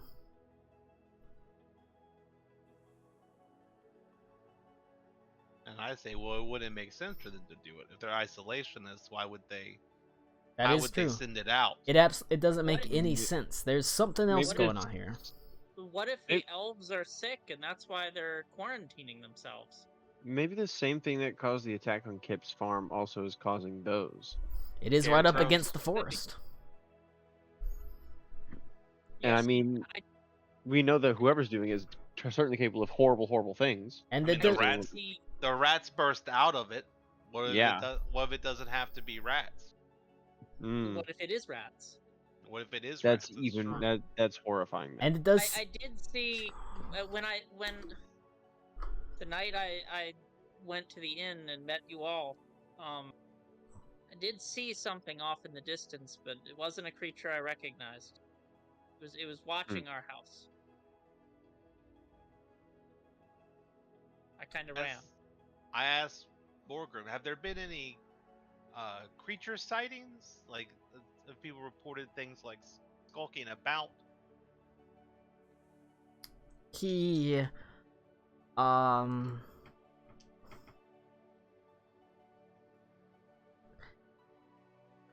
he says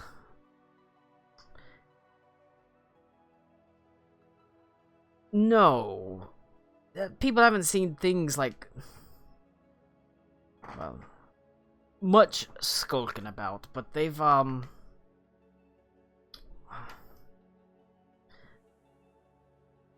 it's just that, what I've been doing, I've been checking up on people, and I've been doing some research, and a lot of the people that this stuff has happened to, I've been trying to find out information on them. Like I've tried to ask for friends and family, but it's quite sparse. It's quite some of these people, they swear they've, it's people that have been missing or gone out, a year ago to travel, and they didn't come back, and but it seems like it's people that are from outside the city coming in. Oh, so I tell Morgrim about the dwarf that spontaneously combusted. That was all jerky. Yeah, that did happen. That had the strings and stuff. I tell him about that. I asked him, "You think that these are connected?" It's certainly possible. I mean, it feels like something, like they seem like it seems like something that might be magical. It might be a parasite of something, but it's something magical going on. Or a magically altered parasite. Perhaps.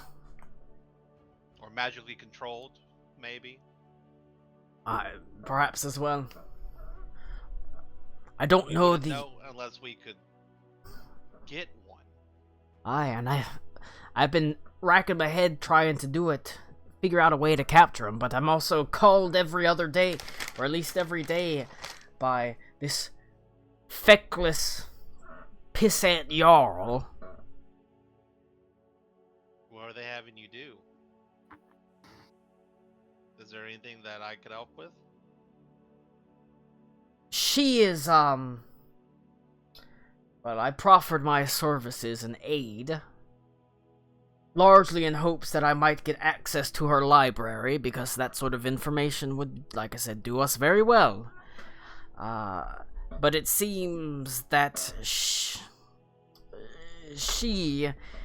insists that her mind is too focused on the troubles at hand, and she surely could not bother opening her library while such trials and tribulations face her city. It feels like a little bit of a runaround, but she is learned that I was a bit of an educated man and an outsider, and she has apparently heard of our order, and so she's brought me in every now and then to ask for advice. I've advised her as best as I can. Lord knows I don't know exactly what's going on, but to her credit, she has done what she can to give me access to, like I said, the deceased, records about them.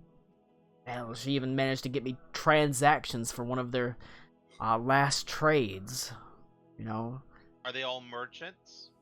Not all. Is it in an area, or is it around the city? Not all are merchants, but some are merchants, some are hunters. People that go out. Oh, aye. Do they all go? And I am still ruffling through all of my feathers. Do they all pass by the woods? Well, you can't leave the cairn without passing by the woods, at the very least. Oh, there's not like an entrance on the other side of the mountains? Oh, no. At the other side of the mountains, there's the sea. I mean, there is an entrance out there, but nobody goes out there. We usually there are some fishermen that will fish out there, but it's abutted right against the ocean. What? Who has the cup? Max does. Max has the cup? Yeah, I do. I turn to Max and I say, "Show him the cup. He might know something about it." It's just the stone from the. Yeah, I can look. He might know something about it. Yeah, I show him the stone. I tell him about the lighthouse. And I ask him if he's seen anything like it, or knows about it personally. I don't know if he's been there. It's a little nowhere village. I don't know if he's been there. what, like a little sack of turd village with lighthouses, Yeah. bunch of idiots living around it. Yeah. Yeah, I've heard of it. But no, he so says, I heard it's a fairly thriving little town, despite the fact that it should have been overrun years ago. Never been there personally, but And I tell him about how someone attacked the lighthouse and tried to. what did they look like? Who was it? But we aren't exactly. I mean, I give him the description. What was is like a just like Is a a guy in black armor? is a man in something like heavy black robes. Black Like a robes, lich yeah. looking dude, I thought. A lich Like a dude. dement- I mean, like a Dementor basically, ass yeah, guy. like a Dementor ass lich dude. Able to summon Some like ring shadow wraith looking monsters and things. motherfucker. Basically. Yeah. Interesting. He gets out his notebook. He starts scribbling stuff down. Did it have an orange smile and eyes? No, he did No. not. No. Okay. Did never your mind. things have an orange smile and eyes? Yes. Yes. Do you remember anything else about it? Is it a humanoid? Is it It was very far. very far? Okay. All I could see was a glowing smile and eyes.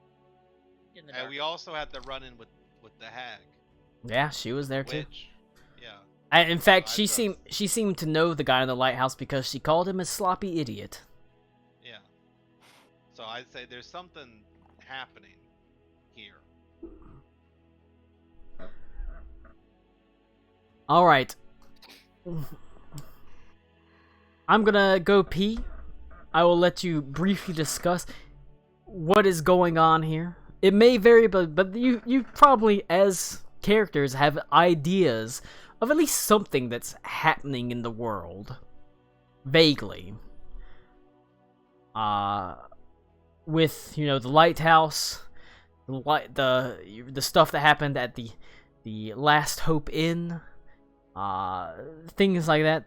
You might be able to gather an idea of what's going on, and I'll see if you I will say it's a very simple idea that probably is there. So, but I'm gonna go pee. I'll let you tell me what it is, or I'll tell you what it is whenever I get back, cause Call and go pee. I gotta go pee. So something is happening, and it is, like I said, it's not some wildly complex concept at this point. You've got like the little bits and pieces of what's going on, considering what you know about the world and what you know about like where you They're are. trying to stop whatever magic it is that allows the elves to stay in their forest. Yes. Because because the strings and stuff were networked around the forest, you couldn't even go in there when we tried. Indeed, and it's part of a bigger picture, though. So whatever the elves, whatever is going on there, the elves are losing to it. Yeah. But I don't know if this is being intentionally done to the dwarves, or if this is a It definitely result of feels them, that way. of them being next to it.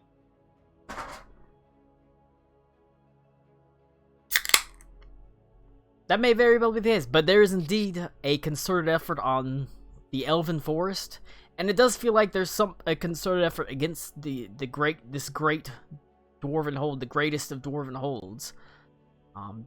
Just like there was against Ravel. Is there a great human city, or is it just little places like Ravel? There are big ones. There are big ones, but they are very few. Okay. A lot of the there's a handful of really big places.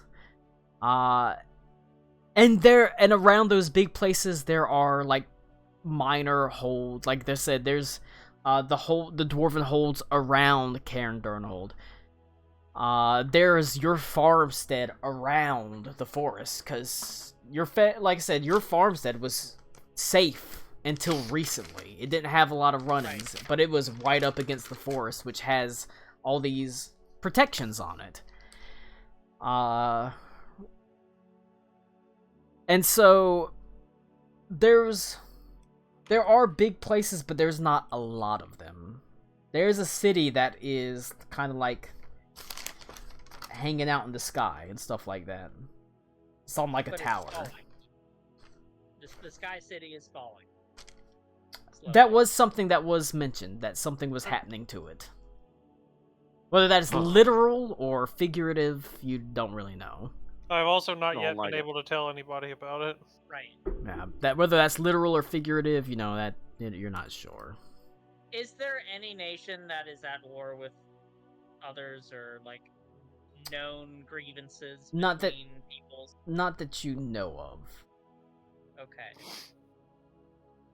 Well, there's got to be a secret power waking up or something, and the elves are protecting it. I think the elves are losing, Right. and now that the elves are weakened, that the elves are now on the back foot. Whatever is hitting the elves is now starting to hit the dwarves. They're setting up to move on. And the humans and everyone else. Yeah. I just don't know what it is and what they are losing to. That is fair. But something's happening. Which is why if we could grab one of these, if we could get one of these things that's coming out of that, we could examine it. We could figure out how to beat it. Clearly, it's xenomorphs. I did do an Arcana check to make sure I'm not about to explode. I'm looking for strange magic on me because they said the explodey things were magic. You're pretty sure you're about to explode, and it's just you have to poop really bad. Shit. There's like Catch it. there's like a privy, so. But no, Detect magic. you're pretty Like, sure you're fine. I can detect magic. Mike, this is probably why you don't want to play this game, because I don't feel like we're gonna actually fight anything tonight. I think it's gonna be a lot of talking. I don't really like combat in most RP games. But I tell Morgan that this isn't all of my party. We have some who've gone out through the city. If you want to wait with us, we can find out what they've learned. They're going off to. Perhaps that would be for the best, and I can share anything that I know with them if they have any questions. Like I said about the, like I said, I've been working with the Stone Brow Jarl. Like I said, she's a pill, but she does seem to genuinely want to do something. She just doesn't have a fucking clue what to fucking do. If it's supposed she to has be outsiders that are dying, why are we being allowed to walk around the town? It's not outsiders, it's returning dwarves. People that go outside. It is people that go potentially go outside, although it might very well do us. Me and Rick, maybe. Well, that's why she's had so much extra security on the streets and is making sure they don't loiter in any sort of alleyways or the like. Is this happening to the satellite holds? God knows I haven't heard from him, but I don't think so. Well, that's good or bad. I'll If it was happening, it probably would have happened. We probably would have heard of it. So I'll walk over to the barkeep and just ask, "Hello, my dear. What can I do for you?" "Hey, can I get another drink?" And I'll pay for that, and then. Of course. Are you looking for something just simple, or are you looking for something a little bit more stiff to put some She sort of says, I was gonna say some hair on your balls, but some feathers on your... Feathers on your cloaca. On your cloaca, yeah. Oh gosh. A beard beneath your beak. How about that? Are you looking for something like an ale or maybe a spirit of some sort? Just a light ale. Oh, of course. You missed something between the wind beneath your wings. Now, Have you heard of any rumors from the outholds about some of these deaths happening out there? she sort of looks at you and says, "Now why would I be hearing lots about the outholds? Just because I'm a bartender that happens to hear every word that passes from every mouth that goes through this place?" Yeah, pretty much. Well, say that I have.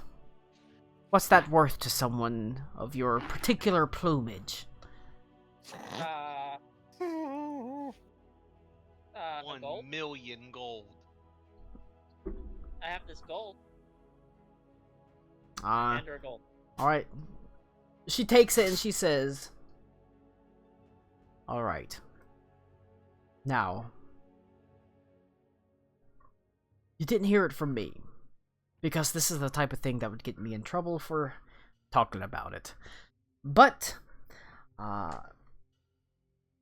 the smaller outside holds, they've been locked down. And when I say locked down, I mean the gates are closed.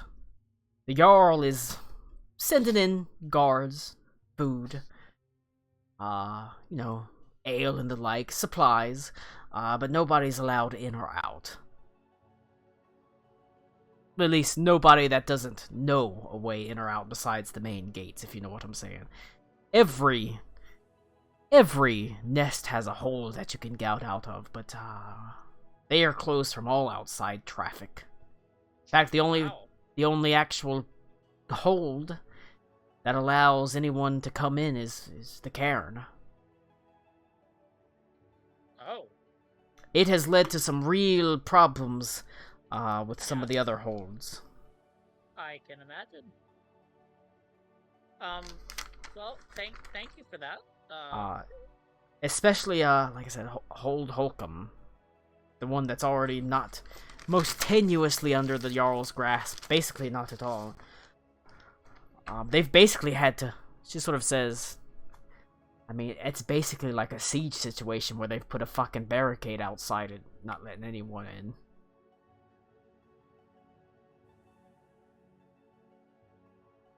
That's where Oh, wow, Max is so- going, right? Yeah.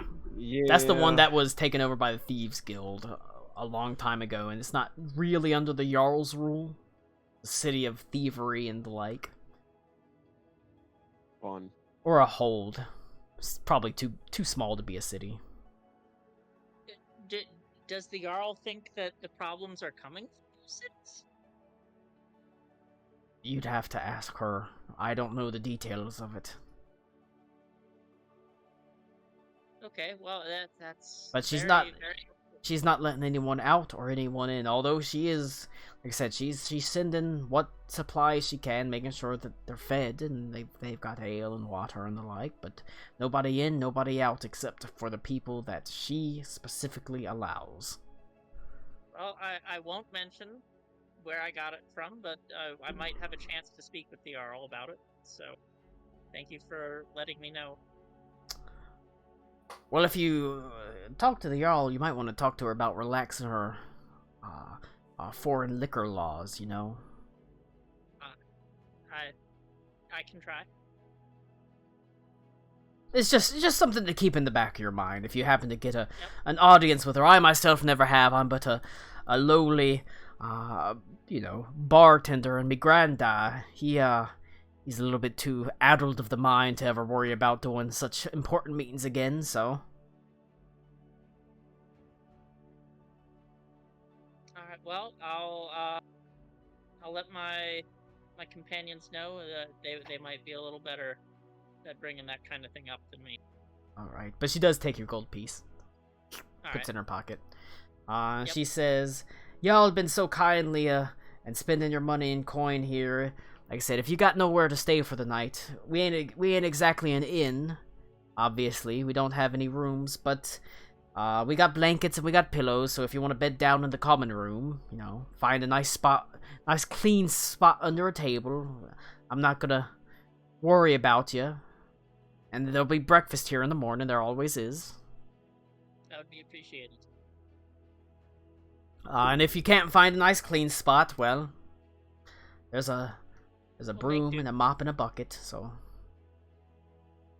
but yeah, like I said, the basic skill it's not an inn, so she doesn't have rooms. But you can, if you wanted to, you could bed down in the common room. Safe enough. It's in fact safest place in the city. You've not seen anywhere else that has this concentration of guards. I'll grab, I guess, 4 pillows and blankets because of the other guy that has joined Belden. So something for me, Galen, Belden, and a friend. And I'll bring it back, and I will let them know what I just learned. I say that's why you befriend the tavern keeper. That's true.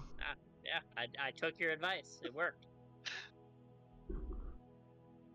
All right, but So, I think at this point we should regroup. Booley Stoutfellow, Yes, sir. your father, looking over his maps, roughly a score of X's spread out across the city, filled to the brim, your house, your humble abode, filled to the brim with all sorts of people, looks to you and says, "For too long we've been forgotten, cast out in these slums, and now as the streets run red with good people's blood, barely a guard to be found in our district, all settled up where the travelers and the rich and the wealthy do. I'm tired of it." And there's like a hear hear from people around him. "It feels like it's about time that the Stonebrow family be taking a step back and another one take its place. One that really cares for the true workers of this city." Oh my god. Oh my god, Rick's dad is leading a socialist revolution. Rick's dad's a communist.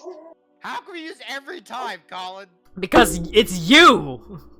Cause your dad. Cause I don't know. You're why the- you keep being a I didn't even know your my dad's a poor miner, and Colin's like, I didn't know your family was a poor miner until literally you told me tonight. So this is all coming up now. I told you when I first made that I come from a poor mining family. You act like I would remember that. All I have is Dwarven Priest, Holy Order of Knights Fights Darkness from Cairn Maldor. Also, you get heavy armor at level 4, so that's when you get your plate mail. I told you that. Okay. Continue on. The Stonebrow family has lived up in its lofty expanse for far too long, while we miners, we workers, suffer beneath them. And now when something truly dark and heinous has come to the city that we have strove and struggled and built, where are the guards? Did you pass any going through the alleyways? Not a one. Did you pass any when you... I passed him, and I pointed at the guy. He smiles, and people just sort of look by him. Who? You know what, never mind.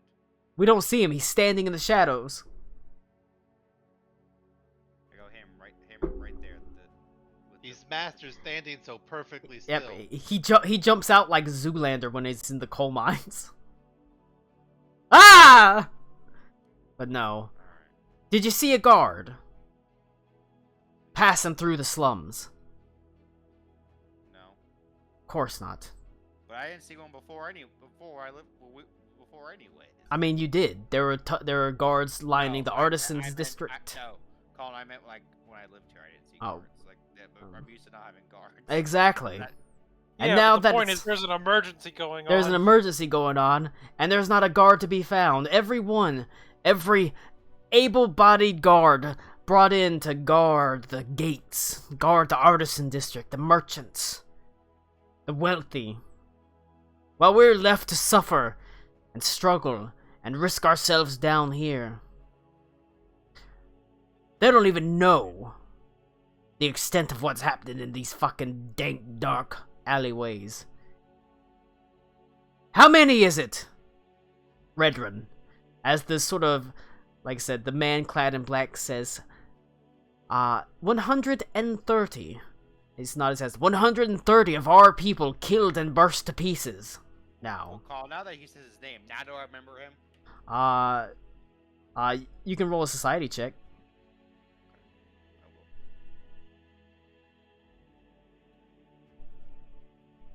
It's a blind GM roll, right? Yep.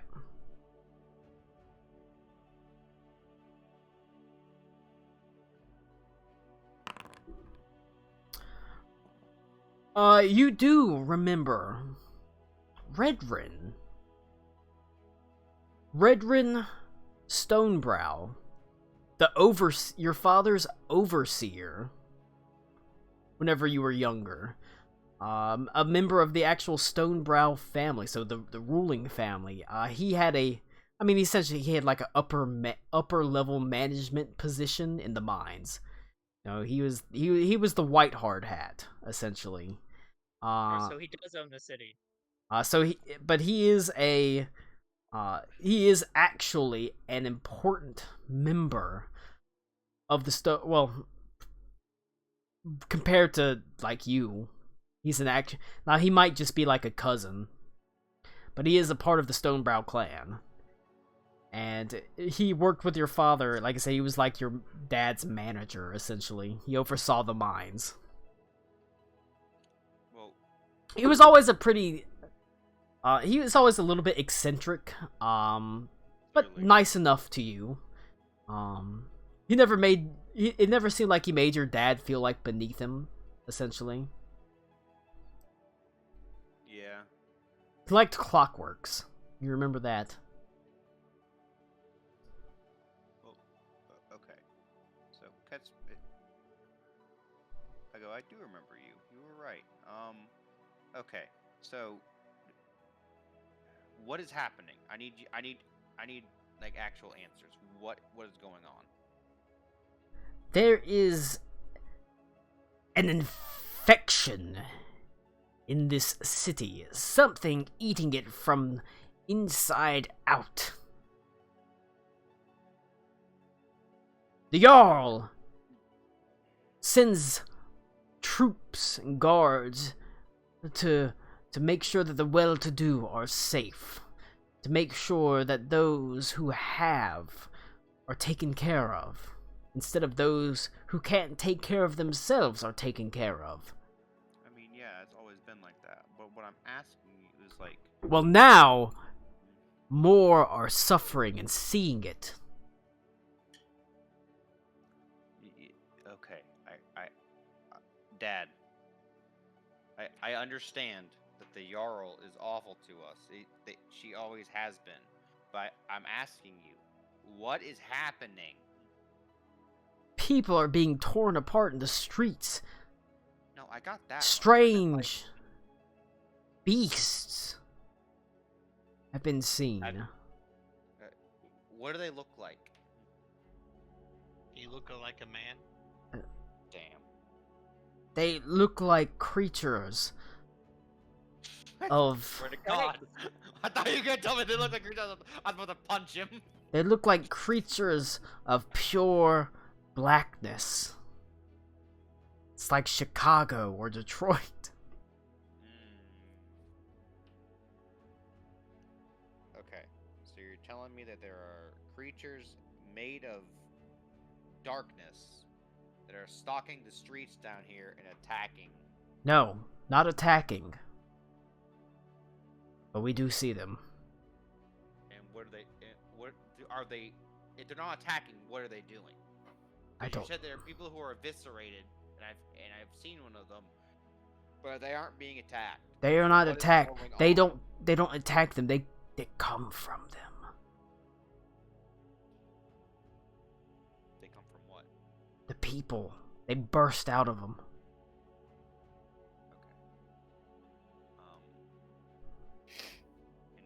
In what like literally? Like have you seen? What do you mean in what way? Did you see? You said you saw one. No, I did. I know. I'm asking you to elaborate. Did you see it happen? I've never seen it happen. Not firsthand. But I've heard firsthand accounts.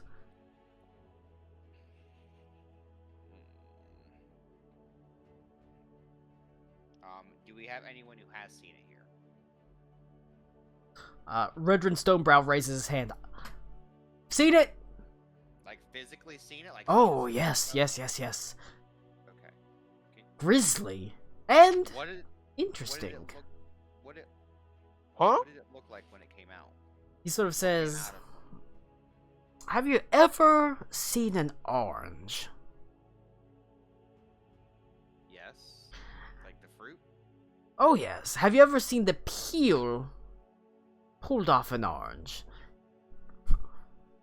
Like to reveal the fruit underneath? Yeah. Imagine an orange, but the orange is a person, and the peel is a person's skin.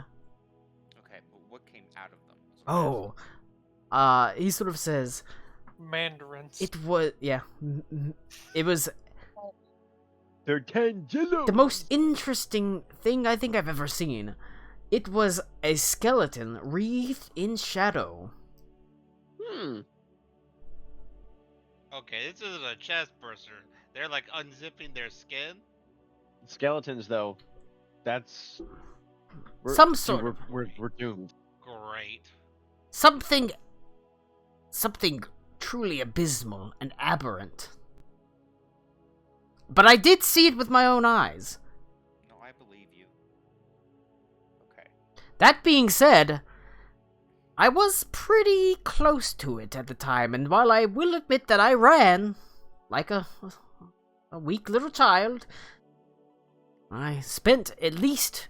But if I saw someone's skeleton crawl out of them, and then, like, was also, like, a Dementor... I spent a week in run too. quarantine to make sure that I didn't have anything weird going on with me. And I seem okay, so I don't think it's spread through the air or anything.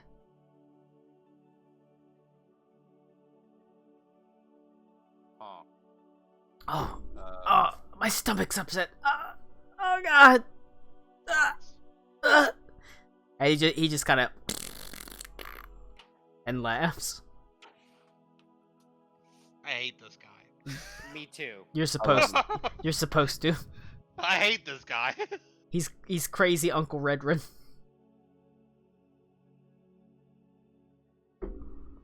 Okay. Moving on. Colin, can I use a recall knowledge to recall if I've heard anything like this before? Yeah. Arcana. What is that? Arcana?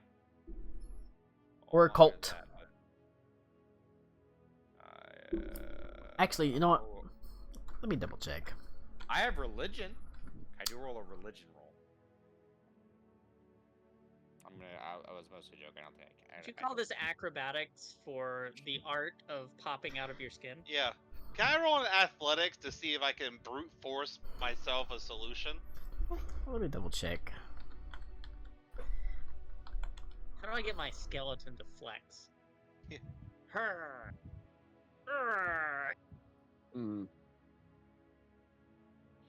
I should have advantage on this because I'm rolling on skeletons being a darkness and I have dark vision. Yeah, you can see right through it. Yeah, you can see the answer. You shouldn't even have to roll, you should auto crit. That's true.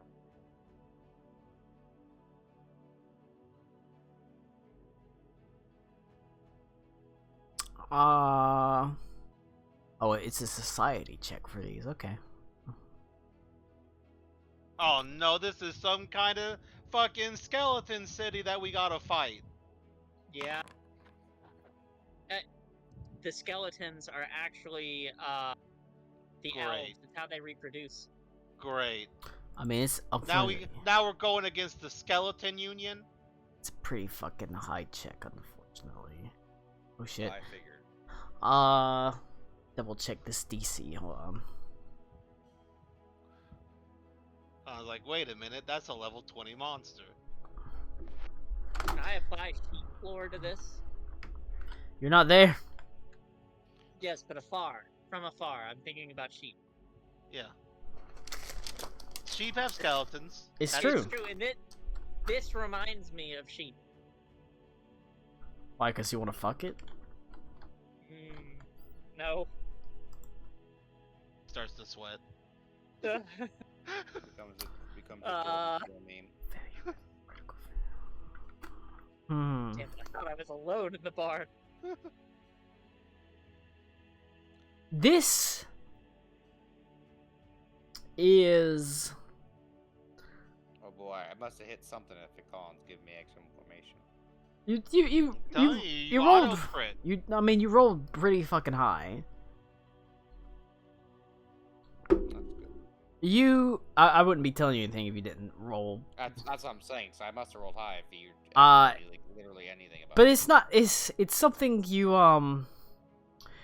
you learn in a sense from your religious order, actually. Something about almost a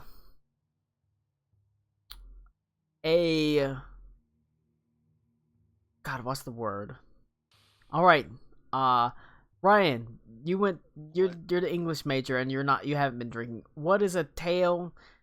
A All the legend, time? a tall That's Beauty tale, and the Beast. a tall tale, but it has a moral to A the fable. story. A fable. It's a fable that you heard from your religious order. And it was specifically about the idea you want to go out into the world, but for the love of God, do not go into the forest because there is a woman of inescapable hideousness that calls that forest her home. Or well, it would be a parable because it's a religious. A parable. story. It's a parable. And it spoke specifically of a forest shrouded in shadows with vines that resemble a maiden's hair, and not to get Well, tangled into it. this is clearly about the hag. And specifically a hag. And it was like I said, you've already run into a hag. At the sort of last hope inn. Very powerful hag that was able to, like I said. What was her name?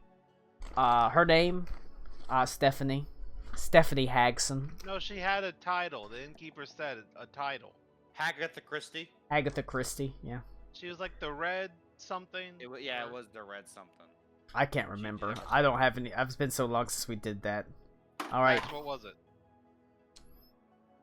That's in my notes at your house, if it's that long. Well, you know what? It's gonna get made up now.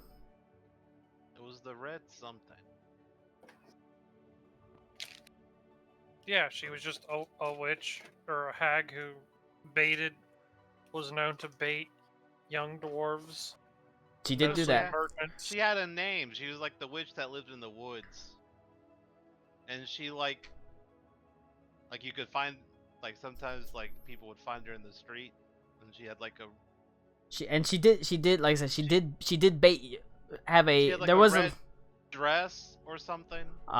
there was, like I said, the idea that she did bait young dwarves. That was one of the more like you can be careful. You can get baited into the forest, and now you're seeing dwarves and people that are coming back like after having disappeared, and you're around the forest. She showed up and fucking mollywopped Rick. She is, yeah. Oh God, It was a perfume. That's what she was reminding. Was around her. Like it smelled funny. If I remember correctly. Yeah, she had the strings that she controlled people with. She did, yep. That seems to be like her shtick, essentially. Her modus operandi is fucking with people. Somehow, lit the dwarf on fire. You did, yeah. You know, we don't know how that happened. Well, that could have been just, she's also just magical. She could have just, fucked him up. Yeah. Alright, well. Alright, she's now Scarlet Witch. No. Jeez. I hope we don't have to listen to that. I don't remember what her fucking her name was. Is at least something. It's the red. All right, it's the red thread. That's what it's gonna be now. The red thread. The red thread.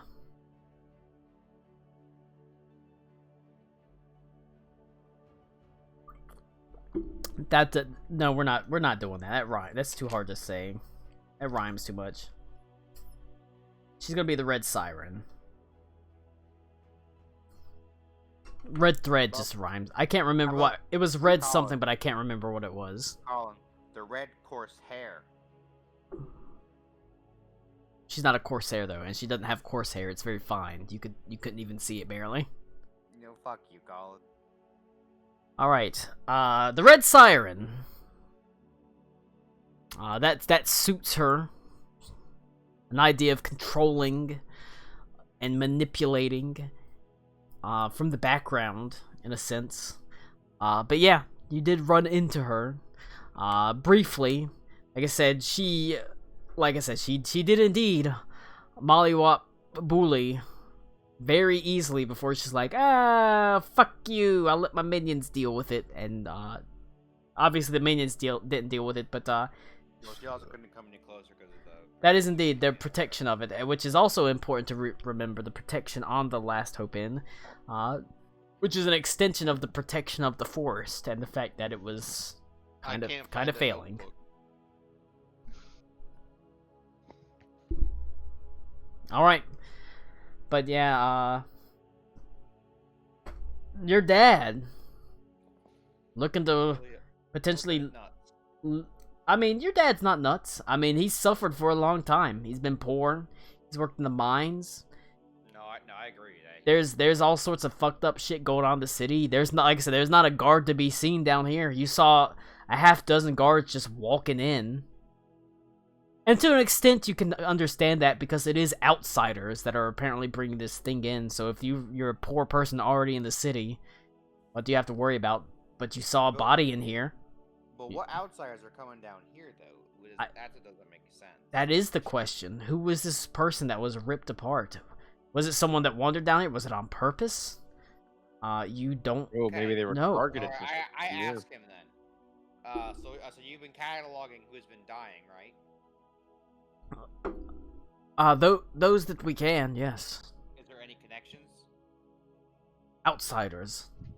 Okay. Not a lot of times, outsiders, but oftentimes dwarves. Okay, that's fine. Who were they? Like, can you give me some information about them? Hunters, merchants, people that didn't spend all their time in the city, and oftentimes people that had gone out and been missing for a long amount of time. Years, even. Like missing, like they were gone, or like they were gone. Families, sent out search parties. Even I remember one family asking for volunteers, offering a hefty payday if we were willing to go out and search for them. Never a hair found on their head, at least until they showed up in the city. Wait, okay, so back up. So when you say they showed back up, did they come back and interact with people like they were back, or were they off, or what was really going on there? You'd have to ask We've been trying to figure that out. The one that we have seen, my God, it's like he was lost. He was speaking, right? It's like he was saying words, but it's like he was repeating names that he'd heard, but not people that he knew. So they've been acting. Wait, okay, go back. So what were they saying? That's the same thing that was happening at the inn to that other dwarf. He was just like saying shit. Yeah. So it's the same thing. They're not actually them. They're just like shells. It's like he was saying words that he'd heard, but he didn't understand. Just nonsense. Like it's okay. So like it's. Of course, the families were more than happy to have their kid back, father back, brother back. Didn't care that they were mumbling gibberish. No, that's understandable. I mean, if I came back, you'd probably accept me back. So I can't. Of course we would, but you're not talking gibberish, so. No. You're not one of those retards. Yeah. That's true. Okay. Well, or do any of their family members, or any of them here that they could help me and explain to me if they knows anything about them, or no? What do you mean? Are there anyone here with families that are? They came back and interacted with them, and like they could tell explicitly how they were different. Not anyone down here, at least. Okay, so the people that came back then and then died down here are not from here. They're not from this part of the town. Oh no. Most of us as miners and the like down here.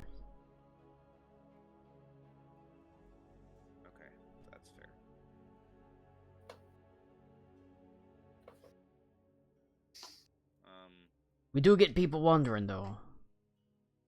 Yeah, we People do. that That's true. don't seem to be knowing their way quite right. In fact, between the two of us, it feels almost like the Jarl's sending people that she's worried about suffering from this disease down here. Better to die in these alleyways than somewhere where they'll be seen. Yeah, that's really fucked up. Ain't been able to go into the mine for damn near 2 months. Why? She shut everything down. At least going down there. That's where the skeleton city is. Said it's just a matter of public safety, and maybe it is, for all I know. Can't say I've brought anything strange up from the mine, nor have any of the miners down there acted unusual. But she said it was just a matter of public safety. No, I met another dwarf who had a similar experience like that. And I don't think it's from the mines. That would shock me if it was. Well, yeah, that is indeed the case. Although, you know, the Jarl doesn't know that, so. No, I'm telling him to let him know. Well, perhaps he looks to Redrin and says, "Maybe your words could smooth things over, but I've got doubts about it. All I know is that things aren't going to go back to normal in this city until things are figured out." That's probably true. Well, I hate to cut this short, but but given what you've told me, I should probably reconvene with my traveling companions. He kind of waves his hand and says, "There'll be time, my boy, there'll be time for pleasantries and kindness for later. Right now, I raised you to be a man of action, a dwarf of action. Whenever there's problems, you help solve them, because whenever there's problems, that's when people need help." That's Like a true. true Dad. communist. Yeah. Hmm. Well, Mike, you don't understand. Rick's parents were always communists. that's not true. His dad holds his mining hammer. You see in the corner, your mom holds her farming sickle. God damn it. That's not true. Corin's dad was not, in fact, not a communist. He was an aristocrat. Secretly communist. Like No. Engel. No, he was royalty. He was like literally not. But no, he does say, we'll have time for pleasantries later. Right now, like I said, we raised you to be a fighter, to help people. Lord knows that's what I'm trying to do now as well. And I'm gonna help everyone here as much in this city as much as I can. Well, you better, otherwise we'll have to disown you. Well, at least I have Trude then. Who the fuck is Trude? Is that your girlfriend? God, The fuck is that? You could say that. You could say that. He sort of stabs and says, "We're atheists here, you motherfucker. This is communist ghetto." Damn it. that's fair. Never mind. I should have known. Idiot! Get out of here with that dwarven pantheon. If the gods were real, why would this be happening? Exactly. There are gods and skeletons. And, the skeleton god in Pathfinder Maybe- must be the strongest Maybe god. maybe the skeleton god's the only real god. Maybe. Religion is the Oh, opiate man. of the masses, brother. But no, he The skeleton of the dwarf god burst out from him. you found out some stuff is going on, some shit, and indeed the murders might actually be higher than some people think, because they're kind of shuffling people off into the lower district to just die and be not seen. Not a lot of guards down here. Yeah. Which is fucked up. I mean, it's bad. Yeah. And so it's understandable why all of a sudden, like, maybe we should overthrow the Stonebrow family. They have ruled the city for like 2,000 years or so. But, you know, maybe it's time for some new management. Maybe. But, alright. You can go and reconvene and learn what you know from, back to the party. Yep. Selja, Mm-hmm. your ancient old grandfather is, laughed heartily as, he's gotten you to basically do some, work on the barrels. He's berated your brother, saying, "Why can't you do it like this? It's not hard." Your brother is not nearly as an able cooper as you.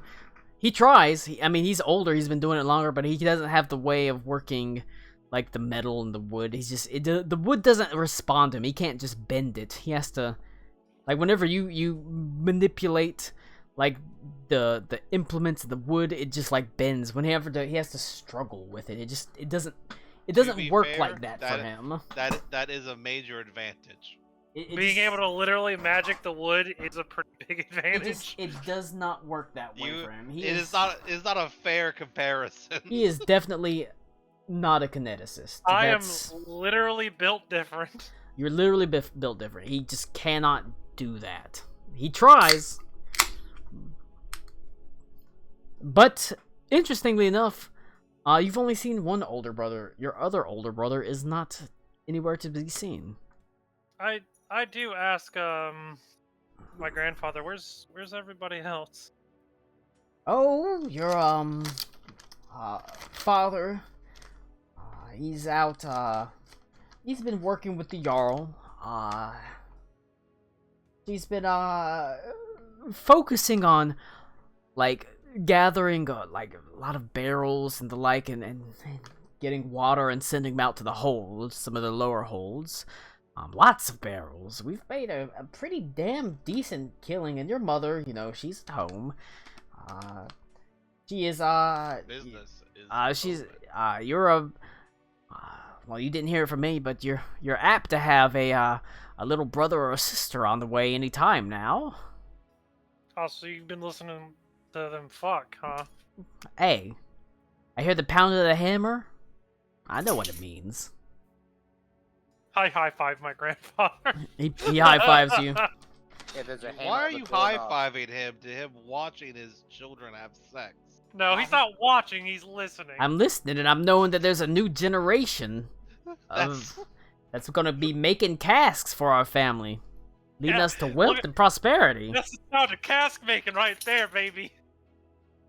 I hear your mama moan and know that she's getting that deep dicking.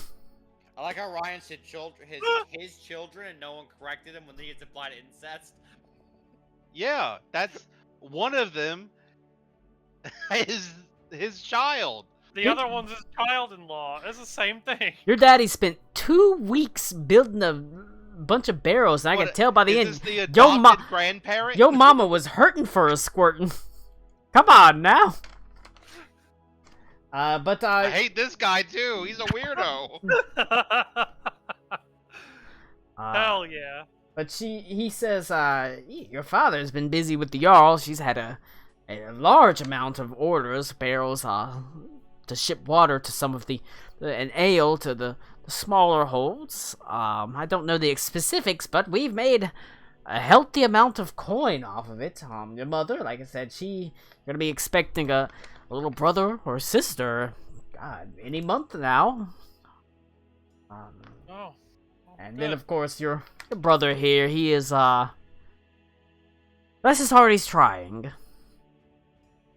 Your other brother, however, I haven't seen him. You know, he set out, God, a few months ago, with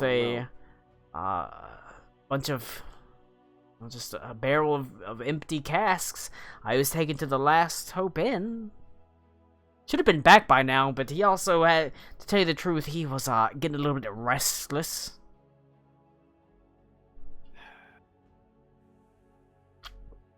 Ain't seen him Well- since, but he's a grown man. I can't stop him. We did get some letters back about 2 months ago. He seemed, no. Can I see them? Because the Last Hope Inn, it's not doing great, and a dwarf in the Last Hope Inn literally exploded into fire. Oh, I suppose so. It's funny, your brother is a fire kineticist. Well, if he is a fire kineticist and that was him, boy, is he fucking shit at it. All right. But he's gonna rummage through his things, and I will write the note real fast. Selja, your grandfather sort of rummages through the chifforobe, pulling out the actual letter. As you can see, it's crumpled. It looks like it's been opened, read several times, and cast aside. But he is he will share it with you. Well,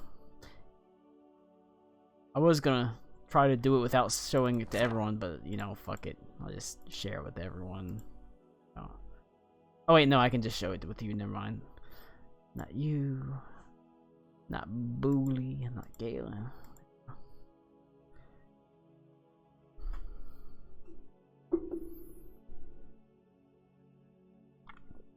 The letter seems innocuous enough.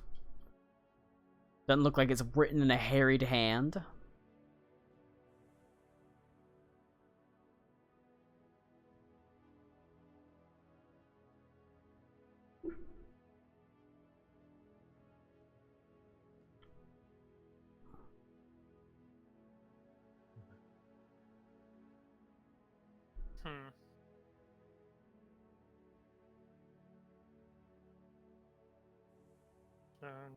That was sent.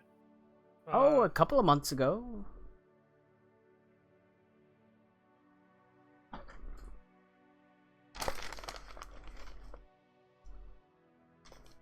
I.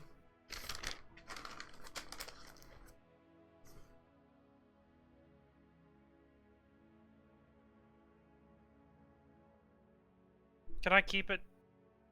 I don't see why not. It's Okay. it's not really a impactful and important letter. Received other ones over the years. Lord knows this old roll top's barely got room for the amount of letters stuffed in it. It's yours, dear girl. And that'll stay in the thing, right, Colin? Yeah, you should. If you double click the letter on the Darkest Night page, it brings up like the letters. Okay, cool. Well, I appreciate getting to visit, and I will. Oh, get it's to always lovely to see you, especially compared to, you know, some of the other idiots around here. God bless his heart, he tries, but I'll try and come by again tomorrow. I need to get with my traveling companions. it's your home, Selja. You don't have to worry about popping in. Just pop in. I'll always be here. There's always food, rooms. Well, I'll be seeing you tomorrow. Oh, good. Perhaps I'll set out the chessboard. We can have a game. That'll be nice. Like, I give my brother a little light punch on the shoulder. I hug my grandfather, Ow, that hurt. and I go ahead and head to the bar. Alright, you make your way back to a freaking bar. Everybody finally converges. Gathering information.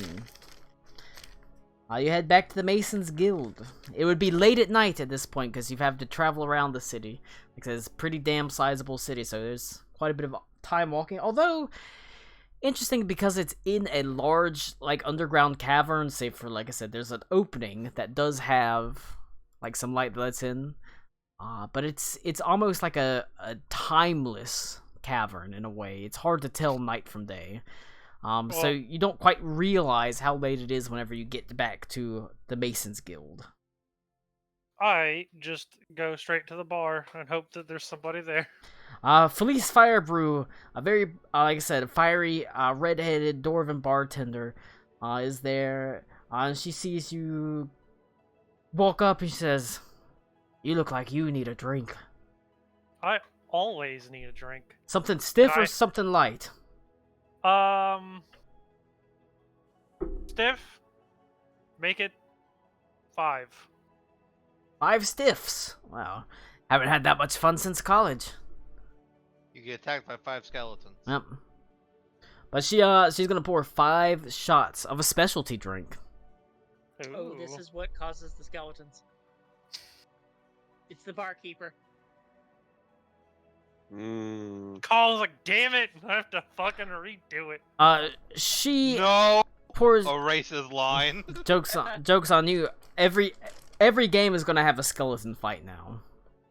I really wish that it wouldn't. It's just some of those skeletons are wearing like people mechs, so it's a skeleton piloting a person. So I don't like that at all. she pours. She's gonna pour. You said 5 shots Yep. of ember oil, a viscous red fluid. Like I said, in a small shot glass. Oh boy, I haven't had these in years. You can see it has the whenever she pours it, there's almost like little sparks that sort of pop out from it. As she puts her hand over one, says, "We don't want it to light up too early now, do we?" Nope. And she says, "Are they're all for you, or?" Yep. All right. Uh, All right then. I take him to the table with the fellas. Oh, you're gonna. It's not just you drinking them. No, it's just me. I'm just sitting with some people. Oh. Well, you might want to light them up yourself. They're they're I can- supposed to be like lit on fire at the top. Yeah. All right. Well, don't hurt. I can handle that, and I like make a little. Oh, spark. you look like you can, but don't hurt yourself, dear. I'll be okay. Thank you. All right. You head back. At this point, everyone's had time to sort of get back to the Masons Guild, the biggest inn, the most prominent inn, the safest inn in the town. Like I said, even this late at night, there's still like guards on every corner, like double guards on every corner. And it's at this point the common room is empty for the most part. There's a couple people that have passed out like under tables, and it looks like Felice Firebrew with a takes some like blankets, pillows, puts them on their heads, and says, "You fucking drank too much again, god damn it." But you're left in the quiet of the common room. The fire has burnt low, although, like I said, since it's summer, it's not cold. It's quite warm, even with the fire burnt low. It's quite dark in the room as you all reconvene. It's about to be real bright in the room when I light these up. That's true. Until you down all of them and all of them one by one. I sit down. I slap Kip on the back. Oh, But I was asleep in my little thing. I jumped. His head is completely turned around and buried in his back feathers. Yep. He bashes his head on the table. Yeah, Oh my god. What? You ever seen anybody have one of these? I've been sober most of the day, and I need to feel like 5's a good number. Five? What? I I do my kineticist thing with the fire, make a little bit, and I like get it on my thumb and I light one. It immediately bursts into flames. There's a faint, it's like a layer of blue-orange flame that is across the ember oils. And I start downing them. All right, that's a. Are you down all of them? Yeah, all of them. All right, I'm gonna need Fortitude save number 1.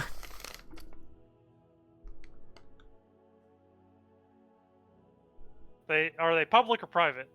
You can make these public. Public roll. So we can laugh at you. All right. 31. All right. Now the fortitude save number 2, but this is at -2. 2. Modifier -2. And All right. an 11. I need fortitude save -3, or fortitude save number 3 at -4.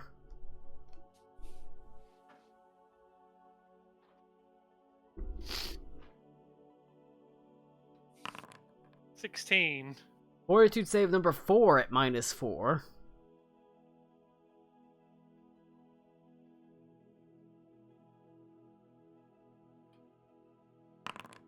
15. Give me the 5th fortitude save at -4.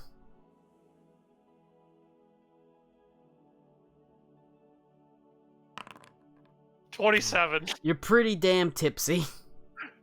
After these 5, you're not well- blackout drunk, but you're feeling the room is spinning a little bit.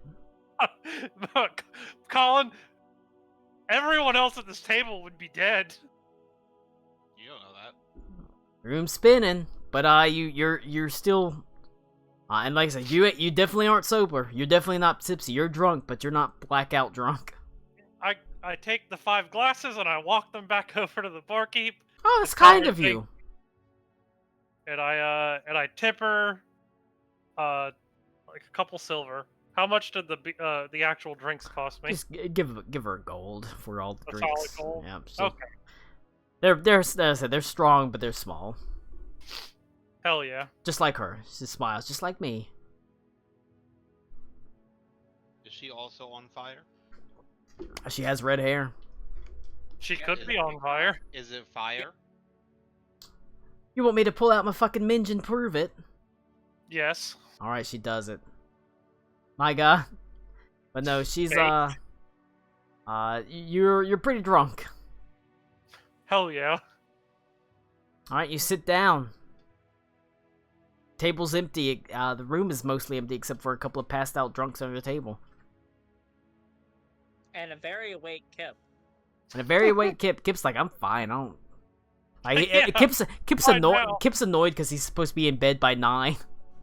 Yeah, he's so late. And he was trying to be in bed at the right time. I look at Kip, I lean over and go, smell my breath, and go, I will peck your face. You think it smells like alcohol, but it's about to smell like ginger minge in the morning. Hell yeah. I'm just sitting, frowning slightly, not saying anything. All right. Look, we'll get the serious pants on. We'll get the serious face on. You've had some drinks, but there's some fucked up shit going on in this city. Something wrong is going on in this city. Something's wrong is going on in this world, but something wrong is going on in this city. And you've all gotten pieces of it. Well, I pull out my letter, and I tell them, I have reason to believe that my brother is with that stupid bloody hag. Well, he's probably dead then. He's been gone relatively recently, so if he's not dead, he's going to be soon. I think I would say you want to show everyone the letter. Yeah, I can. Alright, I don't mind. Let's just show the letter to everyone.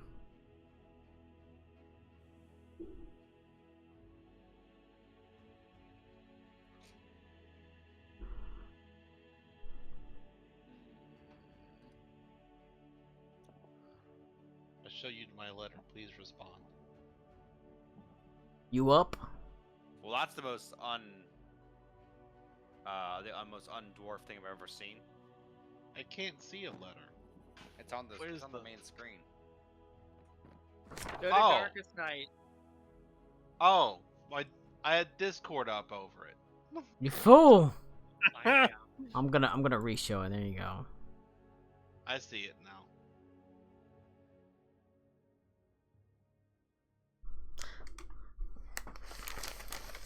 Like I knew my brothers were both pussies, but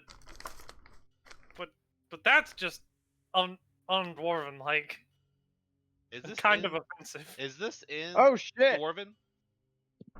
The forest isn't safe. this- Beware the darkness. It is not written in Dwarven. It's written in Common. Yeah, it does say the forest. If you isn't read safe, the beware first- darkness. Yeah. And I say, well, he's definitely dead. I mean, it might just be coincidence. You don't know that. Mm. I have put random notes in the note thing if people want to look and make sure I didn't get things just wrong. I didn't know we had a note thing. Yeah. Yeah, if you double click on the book that says The Darkest Night, you can write notes. You can make new And- pages. You can make you Yeah. could, like, if you wanted to, every session you could like make a new page and write down your observations, all that sort of thing. All you have to do is add a page, and it'll add and anybody can edit it. Anybody can access it. Everybody's got ownership over it.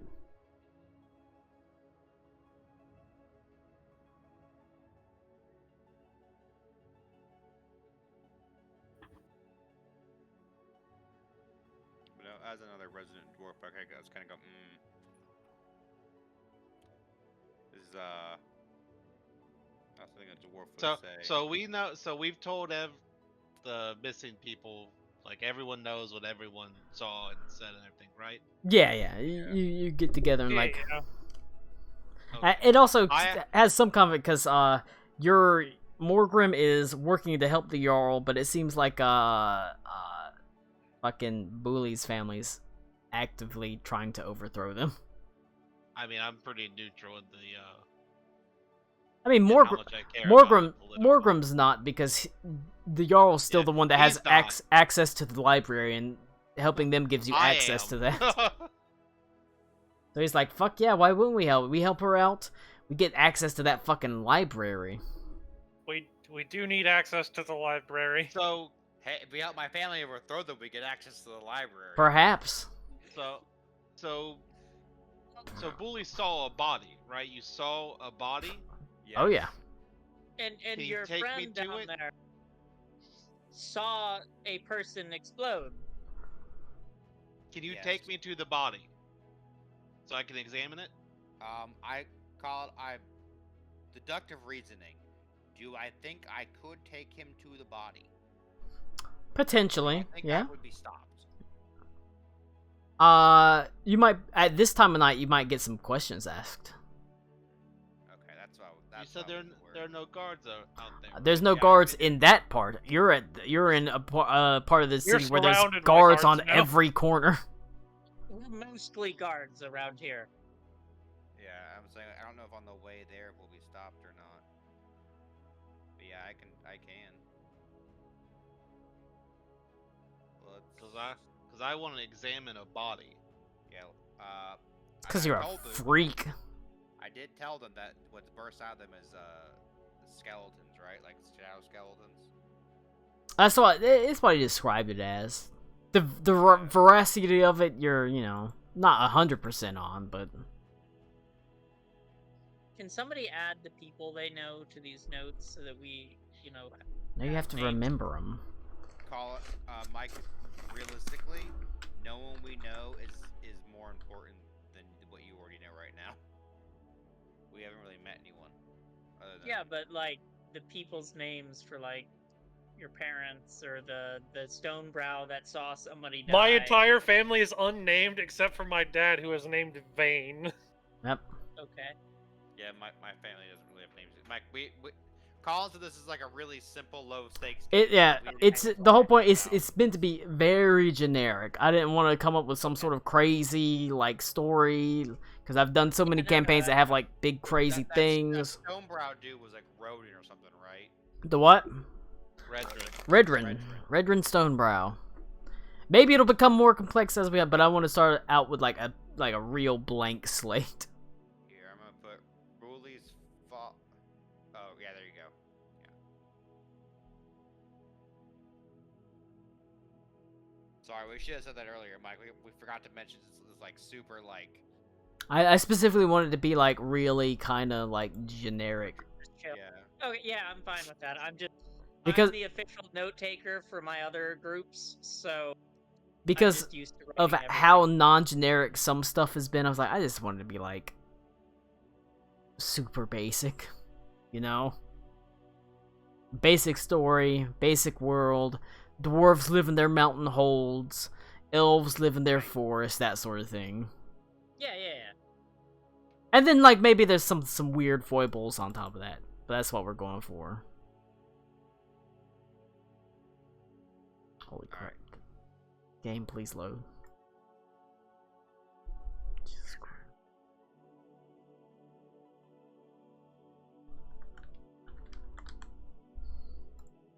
Alright. So you're trying to head on out? Get back to where you were? Alright. I would like to see a body. Do Yeah, I'd you like to talk to Red Room.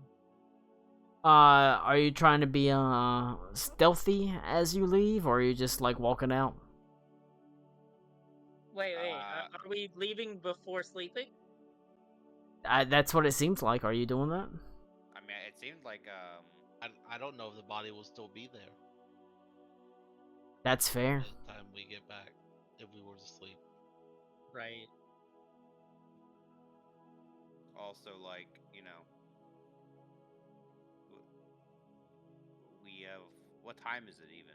It's late. It's like 11, 12. I mean, we can sleep there if we need to. You know what I mean? Like, it's not the worst thing. We don't have to go all the way back up here to go to bed. But aren't you like a monster fighting knight? Can't you like flash a badge? I'm part of a religious order, so like I don't have like pull like that, but I mean I can try. And I make barrels. Wait, you can flash a banner. Yeah, I Yeah, don't think but- that banner really yeah, means but, a whole uh, lot. But we tend to have mixed reactions to my people. But our good friend, your friend, True. knows the Jarl. Right? That is true. Good friend? Yeah. Yeah, that's true. We do have more That room. that I will do that if someone tries to stop us. Yeah, no, that's a good point. Okay. Yeah, We're just here to help the Jarl, right? I turned Yeah. to the guy to help the Jarl look at the body, right? Yeah. Yep. Who are you saying that to? The guy. Which guy? Uh, Morgrim? More. Yeah. Yeah, Morgrim. I mean, he's kind of on your side, so he's like, all right, you know, it's not me you gotta convince. I mean, I trust, my compatriot here to be doing what he thinks is best. Like I said, we're given certain amounts of, autonomy in regards to dealing with these things, so... I mean, I'm not gonna stop you. Like I said, I've been mostly working as a bit of a liaison with the Jarl to try to work things out. Right. Well, let's. Like I said, it's not me you have to convince, lad. Is he coming with us? No. He's- Okay. No, is there a problem with us walking out right now? Well, the guards don't like people really loitering, especially at night, moving around the streets and the like. We're not loitering. Well, Rick they lives don't- in this area. They don't like He's going people home. moving about so much. Rick lives in that area. He's going home. Well, you can. I mean, you'll have to convince them of that. That's that's a way. That's a potential inroad for you to get in. Beyond stealth, you can do say diplomacy checks or things like that. It's weird. It's weird how that role-playing games works, where you have multiple skills that will allow you access into things. Yeah, I'm not gonna try sneaking it. One, that makes us more suspicious if we get caught, and two, I'm not stealthy. I've got a better skill called advanced weapons. I'm gonna tell you this now that's not exactly a tool that I want to employ right now. I've got the perfect skill for this called my fucking Glock. Oh Yep. shit! I mean, that'll get you fucking in. To jail. What about my 400 fucking rounds. red-haired barmaid? Felice Firebrew. I mean, she might as well be Felice about her? Firecrotch. How can I eat fire crotch, and also go on an adventure to look at a body. I don't What know do if you you think of classify this seafood? as an adventure in and of itself. I mean, it might be. You never know. What if we just Take the town and move it over there. go to sleep because there will be another one tomorrow? No. Statistically, yes, there will be more. Yeah, tomorrow. like statistically, I feel like waiting for another body, pretty easy. Well, okay. To be fair, Yeah, the but guards are not going to go down there anyways to remove it. My Yeah, and But- we'll be more likely to be allowed Well, to go someone down is, there at because night. we Hey- went down there, it wasn't filled with bodies. wait, but how old was the body that you saw? Pretty fresh. Okay, so it had just happened. That's better. That's great. Yeah.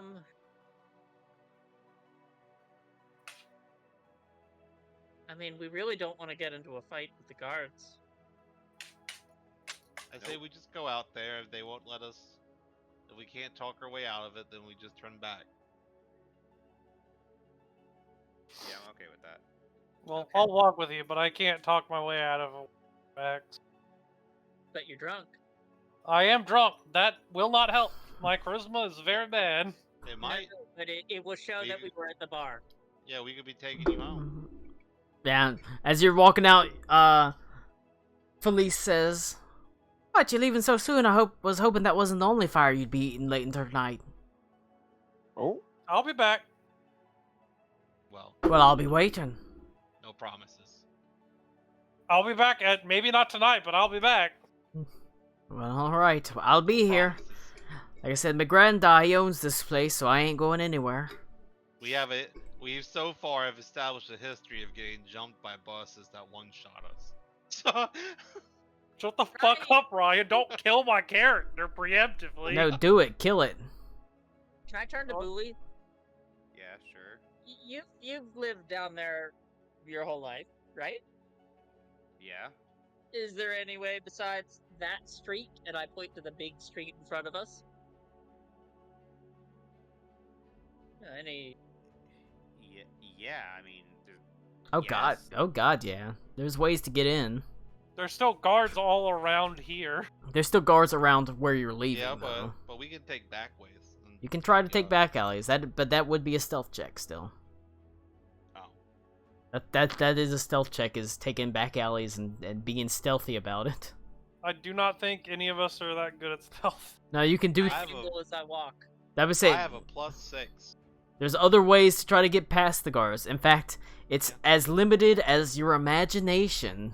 Yeah, I say we Wink, just go, wink. And we just go. Yeah, just walk down the center of the street, I guess. Yeah, yeah. we non-suspicious. hold the lantern up. Yeah, you won't be suspicious at all. Yeah. We are escorting this poor drunk dwarf home. Well, that's not my home. Yeah, I don't know that. How poor do you look? Not at all. I look like a Alright. prostitute. So yeah, that you look like you live there. That's not nice. They also probably might know who I am. Well, then we're taking this poor dwarf home, and I Yeah. tap Booley. So anyway, I start Yep. going out there.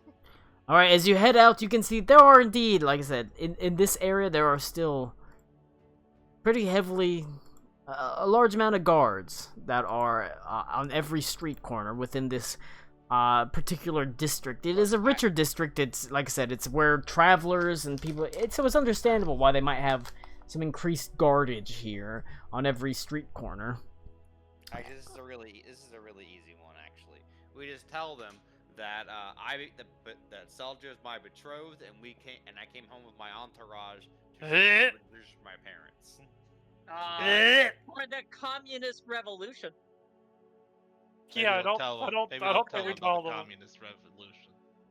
Maybe we want to keep that to ourselves. You know what? I'm not even sure I would have told you guys that about that one. I mean, yeah, that's Well, To myself. We are about to walk into it. that honestly, that's probably for the best. You might want to really keep that to yourself. until we get there. You probably don't want to be spreading word of that around. Oh, I'm not. Don't worry. Alright. Well, as soon as you leave, if you're not being, in fact, I will say, go ahead and, heal yourselves up to max, because you would have had time to heal all the way, so everybody would be like full spell slots, full daily preparations, full etc, etc. So is that just a rest for the night? Technically, no, just heal yourself up to full. The long rests in Pathfinder 2nd edition don't heal you up to full. Because it's meant to have, it heals you up a little bit, but there's a big emphasis on, like, using treat wounds and out-of-combat healing. Because you're expected to go into every fight, basically full health. That's why they give you, like, a bunch of options. Like, treat wounds is pretty strong. Like I said, it's 10 minutes of, hey, you get a big old healing bump. That sort of thing. Whereas resting for the night only heals you, like, your level plus your constitution modifier, so not a lot. Okay. You step out of the inn. You step out of the Mason's Guild, and it is, like I said, the streets are dead empty. There are guards standing on every street corner. It seems like it's pretty heavily guarded, but they sit and they do stand at attention. So you realize it's not going to be easy to. It wouldn't be easy to just sneak by these guards because it's not like you can blend into a crowd. Everybody is off the streets. Zodiac killer style. People are like, there's a killer out on the fucking loose. Stay in the damn house. That sort of thing. So if, like I said, if you're going to stealth, it is at a -2. If you are not going to do anything, they're going to stop you and, like say, what are you doing? Then it will be, like, charisma talking stuff. It depends on what you want to do. You could theoretically try to just knock out a guard. Like, beat him upside the head. I have a feeling we're going to have to talk our way out of this one. Yeah. Alright. Yeah. If that's the direction you're going in, when you step out, you step out sort of prominently. You don't try to skulk out the back door. The guard immediately notices you and says, "Careful now, citizen. These streets aren't safe at night. You should go back inside. Have a nice ale. Bed down. I'm sure the owner would be more than welcome to...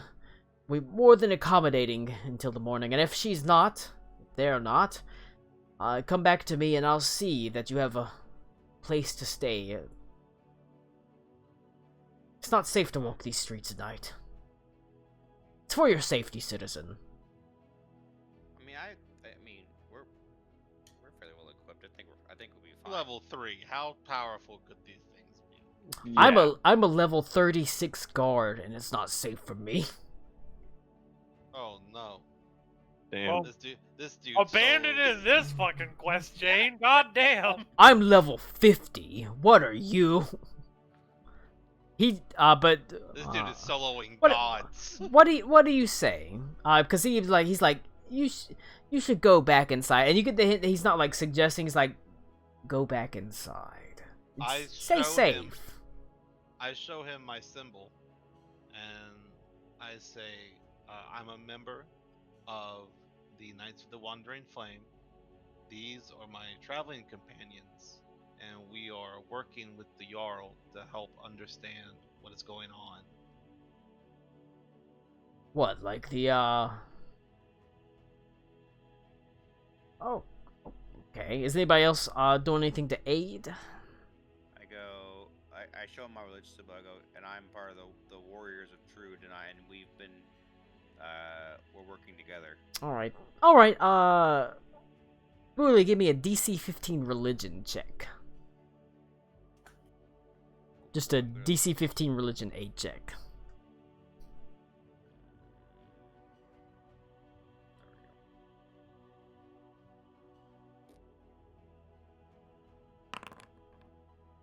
Alright, well. I don't... You said... I'll go ahead and make a post. The aid checks, I'm not even going to make you roll secret, because the DC is always 15. It's always a DC 15 aid. You got a 14, so it's not a failure, or it's a failure, but it's not a critical failure. Wow. A failure is I roll a 5. What the fuck? a failure is just annoying, but it's not bad. A critical failure is bad because it gives a -1 to the thing you're trying to aid. So you don't get any aid. That being said, I'm still gonna give you, considering you're using information that you've learned that is relevant, I'll give you a +2 circumstance bonus to a diplomacy check to convince them that you're just, you're here to help. Can I do society to show in a way to show him that I am over his head? Alright, how are you doing that? I'm dropping, the titles and the chain of command he can go through, where he can submit the forms. Alright, you're giving, To but find out. alright, I'll allow it. I'm also gonna guidance him, so he also gets his status bonus. I'll pull out some paper and hand it to the guard so that the guard can Well, start filling them out. Modifier a +2. Hold on, I'll let you circumstance bonus. so yeah, I'll let you decide. It can be a diplomacy check with a +2 circumstance, or a society check with a +0 circumstance. Society. Okay, your society is pretty fucking good, so diplomacy is not. Plus Yes, your it plus is. 1. Put your +1 from guidance. With the +1 from. Okay. As I say, if you want to, you can if you put guidance in the chat, I can just drag it onto him and it'll roll it. Oh my god, I rolled a 4. I mean, that's not. You've with got the pretty good fucking bonus. That he got the status bonus +1.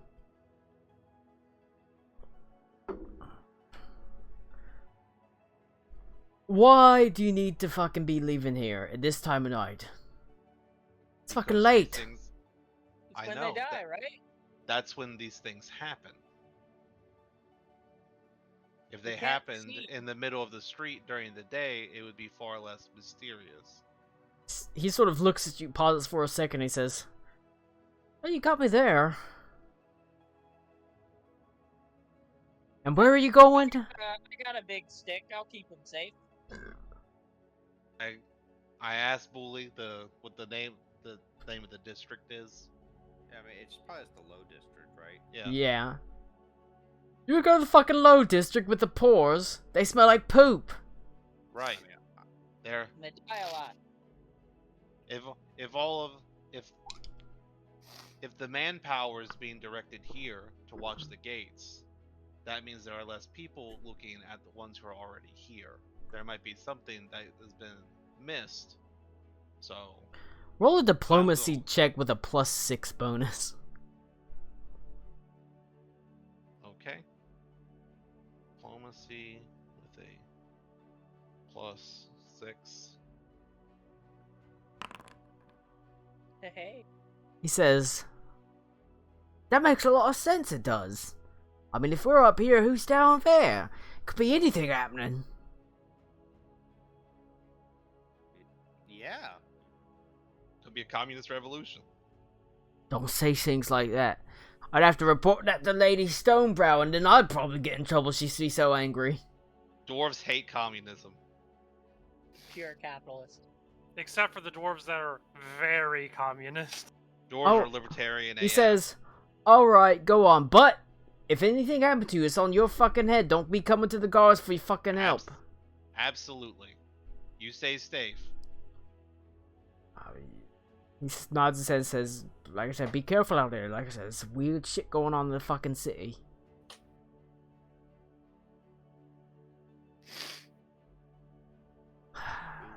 But you are able to successfully bypass the guards. He sort of waves you through and, like I say, says, tell you stay, try not to be on the streets too long. Stay safe. Keep your eyes out. That sort of thing.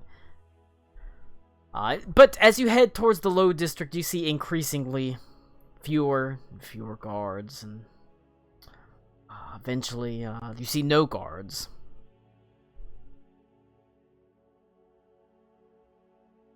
Yep. You- Maybe it Can wasn't I big. listen as we're walking? Uh, To hear if I can hear anybody like yammering to themselves in a building or in an alley or anything that like is a perception check. Although Yeah, it's perception. I think you don't have precise hearing, so a hearing would be an imprecise sense. So Oh, Max has his lantern out, right? probably. I mean, I can, yeah. Doesn't that give us a bonus to perception for something? If things that are in the lantern light. Yeah, that gives like a bonus to perception or something, right? To like find stuff or whatever. Lantern. That gives You some get- kind of let's see. bonus Reveals to invisible find and stuff. the ethereal. You get a +1 status to visual perception checks. In the Visual perception yep. checks. So Well, I was ethereal- doing it a hearing. Shadow So skeletons, that could be ethereal. it may be, but I was doing a hearing one. That's why I was I got like, plus "Is your one hearing?" status to recall knowledge against creatures in That the makes bright it- light. you don't- Colin would You don't. You're pretty sure someone's following you, Kip. I turn around. Haha. You don't see anyone. Somebody wants to sell me something. Are we in the low district? Yeah, you've hit the low district now. We're I think somebody's following us.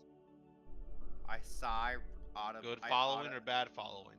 I audibly sigh. And Ghetto I say, being followed. Radorn, come out. I mean, nobody comes out. It's deadly. It's to you. You hear just deadly silence. I go. It's probably my It's probably what's this? One of the low district doors shadowing us, trying to fleece us. We should be fine. Ah. But keep your eye. But keep your. Yeah, keep that's your ears this. peeled. This is definitely when I turn to Galen. I'm like, keep that lantern up. Okay. And If I'll we're outside, then definitely I got it up. Yeah. make sure my sword is accessible. All right. Make sure these nuts are accessible. As you walk through the winding alleys, and the district becomes like tighter and tighter. The alleyways grow tighter and tighter. You turn into an alleyway and see 3 forms, bodies that are plastered against the wall, and they are shaking violently as if their skin is boiling. As Lantern. Yeah. Shadow skeletons. That could be ethereal. all right. Okay. I'm gonna have to take Ziggy out in a second. That's fine. We're wrapping up. You're not I gonna think get. this is the stop. I We're think we're this getting is to the stop stop Yeah, point. It's after midnight. Yeah, I assume All we're right. done. As you move into the alleyway, you see 3 forms in a roiling mass that seem to be plastered against the wall.